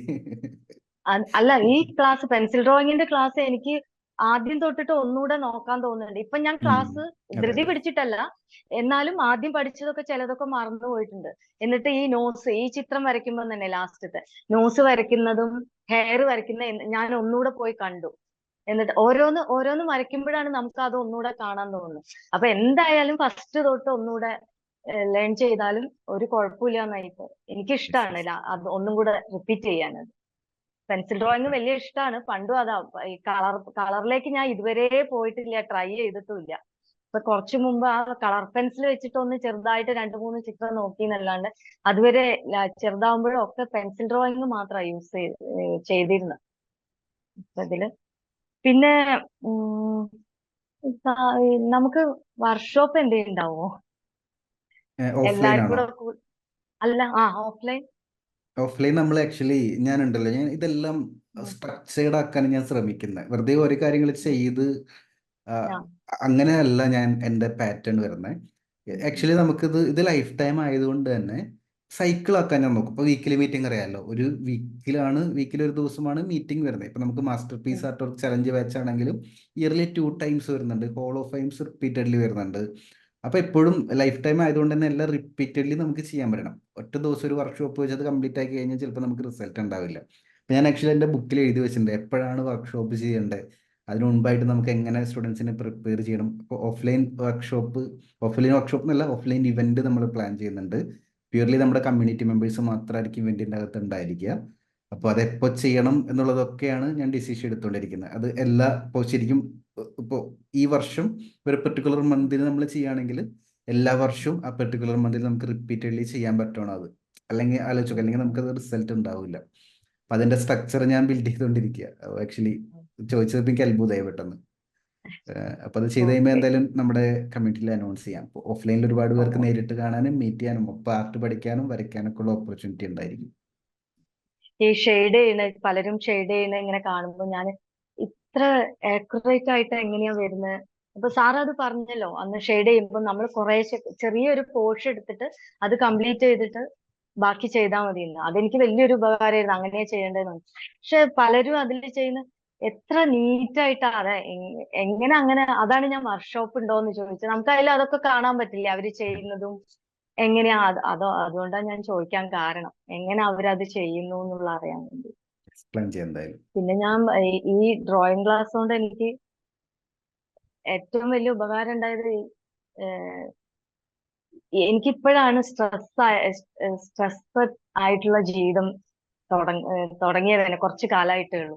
അതിൽ നിന്നൊക്കെ രക്ഷപ്പെടാൻ ഓരോ പ്രശ്നങ്ങൾ വരുമ്പോഴും ഞാൻ നേരെ രാത്രിയാണെങ്കിലും 12 മണിയാണെങ്കിലും ഞാൻ ഇരുന്ന് വരയ്ക്കും. ആ വരച്ചു കഴിയുമ്പോൾ ആ കിട്ടുന്ന സന്തോഷം വേറെ ഒന്നും കിട്ടില്ല. ശരിക്കും അത് പ്രശ്നങ്ങളെ നേരിടാനുള്ള ധൈര്യം, ഓടിപ്പോവാനല്ല ശരിക്കും വരയ്ക്കുന്നത്, നേരിടാനുള്ള ധൈര്യം കൂടിയാണ് കിട്ടുന്നത്. അത് ഒന്ന് സാറിനോട് എത്ര നന്ദി പറഞ്ഞാലും മതിയാവില്ല. സാറിന്റെ ക്ലാസ്സിൽ നിന്നാണ് അത് എനിക്ക് കിട്ടിയത്. അത് തുടർന്ന് പോകാനുള്ള മോട്ടിവേഷനും അതിൽ നിന്നാണ് കിട്ടുന്നത്. അല്ലെങ്കിൽ ഇടയ്ക്ക് വെച്ച് നിർത്തി പോവുകയായിരുന്നു. അതെങ്ങനെ എങ്ങനെ സാറിനോട് നന്ദി പറയണം എന്നറിയില്ല. അത്രയും താങ്ക്സ് ഉണ്ട് എന്തായാലും സാറിന്. നമ്മളെപ്പോലെ ഒരുപാട് പേര് ഇതുപോലെ പഠിക്കണമെന്ന് ആഗ്രഹിക്കുന്നവരുണ്ട്, ചിത്രകല പഠിക്കണം. പക്ഷേ ഈ ജീവിതസായി ഇപ്പോൾ ഞാനാണെങ്കിലും എൻ്റെ ഇടയ്ക്ക് ചില ലൈഫ് സിറ്റുവേഷൻ വരുമ്പോൾ ഞാൻ ആലോചിക്കും, നമ്മളെന്തിനും ഇതിലൂടെ കടന്നു പോകുന്നത്, നമുക്കിതൊന്നും പറ്റില്ല, അല്ലെങ്കിൽ ഭയങ്കര അതെ. ബുദ്ധിമുട്ടാണ്. എന്നിട്ട് ഇങ്ങനെ ആലോചിച്ച് നമ്മൾ ഭയങ്കരമായിട്ട് വിഷമിച്ച് നമ്മൾ ചെയ്യുന്ന എല്ലാ ആക്ടിവിറ്റിയും നിർത്തി പോകുന്നൊരവസ്ഥ ഉണ്ടാവാറുണ്ട്. അത് ഫേസ് ചെയ്യുന്ന ഒരുപാട് പേരുണ്ടെന്ന് എനിക്കറിയാം. അവരുടെ അടുത്ത് എന്താ പറയാനുള്ളത്? ഇപ്പൊ നമ്മുടെ ഒരു ഓൺലൈൻ ക്ലാസ്സിന്റെ എക്സ്പീരിയൻസിലൂടെ ആർട്ട് പഠിക്കുന്നതിലൂടെ അവർക്ക് എന്താ ഒരു ഒരു വാല്യൂ ആഡഡ് കൊടുക്കാനുള്ളത്? സത്യം പറഞ്ഞാൽ ഞാനൊന്നും ഈ ആർട്ട് പഠിക്കാൻ, ഡ്രോയിങ് പഠിക്കാൻ എനിക്ക് പറ്റും തന്നെ വിചാരിച്ചിട്ടില്ല. എന്റെ ഇങ്ങനെ ഓഫ്ലൈൻ ക്ലാസ്സിൽ പോകാൻ പറ്റില്ല എന്ന് എനിക്കറിയാം. ഈ കറക്റ്റ് ആ ടൈമിന് പോകണം, അതൊന്നും നടക്കില്ല എന്നറിയാം. ഈ ഓൺലൈൻ ക്ലാസ് വന്നുകൊണ്ട് നമുക്ക് എന്താ പറയാ, ചിന്തിക്കാത്തതാണ് എനിക്ക് നടന്നത്. എന്തായാലും സ്വപ്നം പോലും കാണാത്തതാണ്. ക്ലാസ്സിൽ ഒരു ഓൺലൈൻ ക്ലാസ് ചേർന്ന് പ- ഈ ഡ്രോയിങ് വരയ്ക്കാൻ പറ്റുകയെന്ന് പറഞ്ഞ പെയിന്റിങ്ങും എല്ലാം ചെയ്യാൻ പറ്റുക. എനിക്കത് ചിന്തിക്കുക കൂടി ചെയ്ത സ്വപ്നങ്ങളിലും കൂടി ഇല്ലാത്തതാണ് എനിക്ക് നടന്നത് എന്തായാലും. ആഹ് അതുകൊണ്ട് നമുക്ക്, ഞാൻ പറഞ്ഞില്ലേ, എന്റെ സ്ട്രെസ് റിലാക്സ് ആവാനും, സ്ട്രെസ് ഒഴിവാക്കി റിലാക്സ് ആവാനും, പിന്നെ എനിക്ക് പുതിയ മോഹങ്ങൾ, എന്താ പറയാ, സ്വപ്നങ്ങൾ ഉണ്ടാവാനൊക്കെ ഈ ക്ലാസ് കൊണ്ടാണ് പറ്റിയത്. ഈ കമ്മീഷൻ വർക്ക് ഒന്നും ഒരു സ്വപ്നമേ അല്ലായിരുന്നു. പക്ഷെ ഇപ്പം ഏഹ് എന്തുകൊണ്ടായിക്കൂടാ അങ്ങനെ ഒരു ചിന്ത പോലും വന്നത് അതുകൊണ്ടാണ്. പിന്നെ ഈ, എന്താ പറയാ, കോൺഫിഡൻസ് അച്ചീവർ അവാർഡ്, സാർ അന്ന് അത് എക്സാം പോലെയാണ് ഇതെന്ന് പറഞ്ഞിരുന്നു ഫസ്റ്റ് ക്ലാസ്സിൽ, ഈ അവാർഡ് വെച്ച് തന്നെ. അത് ശരിക്കും അത് ഏഹ് എന്താ പറയാ, നമ്മൾ അടുത്ത ലെവലിലേക്ക് കടക്കുക എന്നുള്ള തോന്നല് ഈ എല്ലാം കൊണ്ടും വലിയ ഉപകാരമാണ്. എങ്ങനെ പറയണം എന്നറിയില്ല എനിക്ക് ഈ ഓൺലൈൻ ക്ലാസ്. എന്റെ സ്വപ്നങ്ങളിലും പോലും ഇല്ലാത്തതാണ് ഇപ്പൊ യാഥാർത്ഥ്യമായത് എനിക്ക്. പിന്നെ എത്ര താങ്ക്സ് പറഞ്ഞാലും മതിയായി. വൈൻഡപ്പ് ചെയ്യും മുമ്പ് ഞാൻ എല്ലാ ആ ഹോൾ ഓഫ് ഫെയിമിലോട്ട് വരുന്ന എല്ലാ സ്റ്റുഡൻസിനെയും ഗോൾ ഒന്ന് ലിസ്റ്റ് ചെയ്ത് വെക്കുന്നുണ്ട്. അപ്പം അടുത്തൊരു വർഷത്തേക്ക് ആർട്ടിലൂടെ നേടാൻ ആഗ്രഹിക്കുന്ന എന്തെങ്കിലും ഗോള് മനസ്സിലുണ്ടെങ്കിൽ ഒന്ന് ഷെയർ ചെയ്ത് ഞാൻ നോട്ട് ചെയ്ത് വെക്കാം. ആ ഞാൻ എന്റെ ഫാമിലി മെമ്പേഴ്സിന്റെ ഉം. എല്ലാവരുടെയും ചിത്രങ്ങൾ വരയ്ക്കണം, പോർട്രേറ്റ് വരയ്ക്കണം എന്നുണ്ട്. റിയലിസ്റ്റിക് ആയിട്ടുള്ള പോർട്രേറ്റ് സെപ്പറേറ്റ്. വര സെപ്പറേറ്റ് വരയ്ക്കണമെന്നുണ്ട്. എന്നിട്ട് അവർക്ക് ഗിഫ്റ്റ് ചെയ്യണം, സർപ്രൈസ് ഗിഫ്റ്റ് ആയി കൊടുക്കണം. എത്ര പേരുണ്ട്?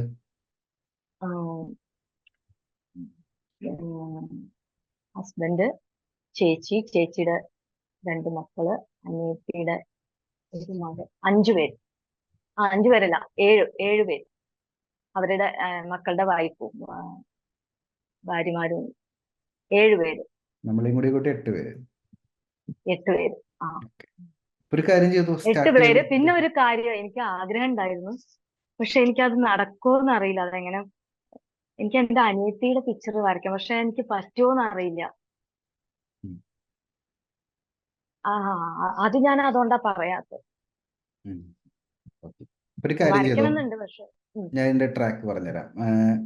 ആദ്യം 8 ഫാമിലി മെമ്പേഴ്സിന്റെ ഫോട്ടോ, നമ്മളടക്കമുള്ള 8 ഫാമിലി അതെ. മെമ്പേഴ്സിന്റെ ഫോട്ടോ സെലക്ട് ചെയ്യുക, അത് ഓക്കെ. അറേഞ്ച് ചെയ്യുക. അത് ഇപ്പൊ അറിയാലോ, ഇപ്പൊ ചിലരുടെ ഫേഷ്യൽ ഫീച്ചേഴ്സ് പെട്ടെന്ന് വരയ്ക്കാൻ പറ്റും. അപ്പോൾ ഓക്കെ. ഏറ്റവും എളുപ്പമുള്ളത് തൊട്ട് ഏറ്റവും ബുദ്ധിമുട്ടുള്ളത് വരെയുള്ള ഓർഡറിൽ അറേഞ്ച് ചെയ്യുക. ഫോട്ടോ സെലക്ട് ചെയ്യുമ്പോൾ നല്ല ക്വാളിറ്റി ഉള്ള ഫോട്ടോ നിർബന്ധപൂർവ്വം സെലക്ട് ചെയ്യുക. അപ്പോൾ അവരുടെ ഫോട്ടോ ക്വാളിറ്റി ഉള്ളതല്ലെങ്കിൽ നമുക്ക് പറ്റുന്ന മാർഗങ്ങൾ ഉപയോഗിച്ച് ക്വാളിറ്റി ഉള്ള ഫോട്ടോ തന്നെ സെലക്ട് ചെയ്യുക. എന്നിട്ട് ഒരു പ്രിന്റ് ഷോപ്പിൽ പോയിട്ട് ലേസർ പ്രിന്റ് എടുക്കുക. A4 സൈസിൽ ലേസർ പ്രിന്റ് എടുത്ത് നമ്മുടെ അടുത്ത് വെക്കുക. എന്നിട്ട് പോർട്രേറ്റ് നമ്പർ 1 മുതൽ സ്റ്റാർട്ട് ചെയ്തോ, വെയിറ്റ് ചെയ്യണ്ട. ഇനിയിപ്പോൾ ഓൾറെഡി ഒരു ഓക്കെ. പോർട്രേറ്റ് സക്സസ്ഫുള്ളി കംപ്ലീറ്റ് ആക്കിയല്ലോ. അതെ. പോർട്രേറ്റ് നമ്പർ ആ, 1 മുതൽ സ്റ്റാർട്ട് ഈ ചെയ്യുക. Portrait total passport size photo ആണ് എടുത്തിരുന്നത്. അങ്ങനെ അത് എടുത്താ മതിയോ? അങ്ങനെ ഇല്ല എന്തെങ്കിലും? പാസ്പോർട്ട് സൈസ് ഫോട്ടോ പോലെ നല്ല ക്വാളിറ്റി ഉള്ള ഫോട്ടോ വേണം. ഓ, കളക്ട് ചെയ്യാൻ പറ്റും, നമ്മൾ വിചാരിച്ചു കഴിഞ്ഞാൽ ഫോട്ടോ ഈസി അല്ലേ, ഓക്കെ. സോഷ്യൽ മീഡിയ ഒക്കെ ഉള്ളതൊക്കെ ഉണ്ട്. ഓക്കെ. അങ്ങനെ കളക്ട് ചെയ്യുക. ലാസ്റ്റ് ഇതെല്ലാം കംപ്ലീറ്റ് ആവുന്ന സമയത്ത് ലാസ്റ്റ് പോർട്രേറ്റ് അനിയത്തിയുടെ ആയിട്ട് കംപ്ലീറ്റ് ആക്കുക. അപ്പോൾ ശരിക്കും ഇതെല്ലാം പ്രാക്ടീസ് ആണെന്ന് മനസ്സിലാക്കുക. ഓരോന്ന് കംപ്ലീറ്റ് ആകുമ്പോഴും അടുത്ത പോർട്രേറ്റിൽ ഇമ്പ്രൂവ്മെന്റ് കാണാൻ പറ്റും. പിന്നെ പതിയെ നമ്മൾ ടൂൾസ് ഓക്കെ. അപ്ഗ്രേഡ് ചെയ്യുന്നുണ്ട്. ഇതൊക്കെ നമുക്ക് മാറ്റങ്ങൾ വരും. പിന്നെ വരയ്ക്കുന്ന സമയത്ത് എന്തെങ്കിലും ഡൗട്ട് ഉണ്ടെങ്കിൽ അപ്പോൾ തന്നെ നമ്മുടെ ഫേസ്ബുക്ക് ഗ്രൂപ്പിൽ കണക്ട് ചെയ്യാം. ചിത്രങ്ങൾ മാത്രമല്ല ഗ്രൂപ്പിന്റെ അകത്ത് പോസ്റ്റ് ഓക്കെ. ചെയ്യാൻ പറ്റുക. ഡൗട്ടുകൾ ചോദിക്കാം. ഓരോരുത്തർ വരച്ച് കാണുന്ന സമയത്ത് ഇപ്പോൾ ഒരു പെർട്ടിക്കുലർ ഷർട്ടിന്റെ ഒരു ടെക്സ്ചർ ഒരാൾ വരച്ചിട്ടുണ്ടെങ്കിൽ അതെങ്ങനെ വരച്ചെന്ന് ചോദിക്കാം, എന്ത് ടൂൾസ് ആണെന്ന് ചോദിക്കാം. അപ്പൊ ഞാൻ എൻ്റെ ഒരു ഐഡിയ വെച്ചിട്ട് ഇത്രയും പോർട്രേറ്റ് കംപ്ലീറ്റ് ആകുമ്പോഴേക്കും നമ്മൾ വിചാരിച്ച നമ്മുടെ മനസ്സിൽ സ്വപ്നം കാണുന്ന ലെവലിലോട്ട് നമ്മുടെ ആ ഒരു ഇമ്പ്രൂവ്മെന്റ് വരണം. അപ്പൊ ഇതിനു വേണ്ടി നമുക്ക് 1 ഇയർ വേണമെന്നില്ല, ഒരു 8 മന്ത് ഒക്കെ മാക്സിമം ഇൻവെസ്റ്റ് ചെയ്തു എന്തായാലും. വേറെ എന്തെങ്കിലും ഓക്കെ. കോഴ്സ് ഉണ്ടോ?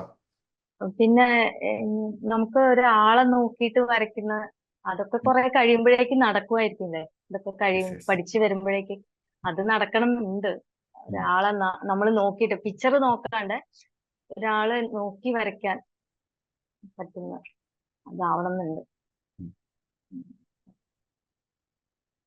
അത് ഞാൻ നോട്ട് ചെയ്ത് വെച്ചിട്ടുണ്ട്. യെസ്. അപ്പം എന്തായാലും കണ്ടിന്യൂ ചെയ്യാം. നല്ലൊരു ഡിസ്കഷൻ, നല്ലൊരു സെഷൻ ആയിരുന്നു. എനിക്ക് ഒരുപാട് കാര്യങ്ങൾ ഷെയർ ചെയ്യാനായിട്ട് സാധിച്ചു. അപ്പോൾ താങ്ക് ഒരുപാട് സന്തോഷം. കറക്റ്റ് ട്രാക്കിലാണ് നമ്മൾ പോകുന്നത്. അപ്പോൾ ജോയിൻ ചെയ്തിട്ട് കുറച്ച് മാസമല്ലേ ആയിട്ടുള്ളൂ. അപ്പോൾ ഇപ്പോഴേക്കും യു. നമ്മളിപ്പോൾ ഇതുവരെ വരയ്ക്കാത്തൊരു പോർട്രേറ്റ് വരച്ചിട്ടുണ്ടെങ്കിൽ കറക്റ്റ് ട്രാക്കിലാണ് പോകുന്നത്. ഇനി ചെയ്യേണ്ട കാര്യം ആ ടൂൾസ് ഒന്ന് അപ്ഗ്രേഡ് ചെയ്യുക. പിന്നെ നമ്മുടെ ഈ ഒരു ചലഞ്ച് ഏറ്റെടുക്കുക. ഇത്രയും ഫാമിലി മെമ്പേഴ്സിൻ്റെ ഫോട്ടോ ഒന്നേന്ന് ഡിലേ വെക്കരുത്. ഫോട്ടോ മാക്സിമം പെട്ടെന്ന് ഓക്കെ. കളക്ട് ചെയ്ത് ഒന്നാമത്തെ പെട്ടെന്ന് സ്റ്റാർട്ട് ചെയ്യുക. അപ്പോൾ ഒരു സ്റ്റാർട്ട് നമുക്ക് കിട്ടും. ഇപ്പോൾ സ്റ്റാർട്ടിങ്ങിലായിരിക്കും ബുദ്ധിമുട്ടുണ്ടായിരിക്കുക. പിന്നെ ഓർഡറിൽ കംപ്ലീറ്റ് ആക്കിയാൽ മതി. യൂസ്ഫുൾ ആയിരുന്നോ ഈ ഒരു സെഷൻ? വളരെ യൂസ്ഫുൾ ആയിരുന്നു. വളരെ യെസ്. യൂസ്ഫുൾ ആയിരുന്നു. അപ്പോൾ നമുക്ക് അടുത്ത ഹോൾ ഓഫ് ഫെയിമിൽ കാണാം. Okay sir. Thank you. Thank you so bye. Good night. Much.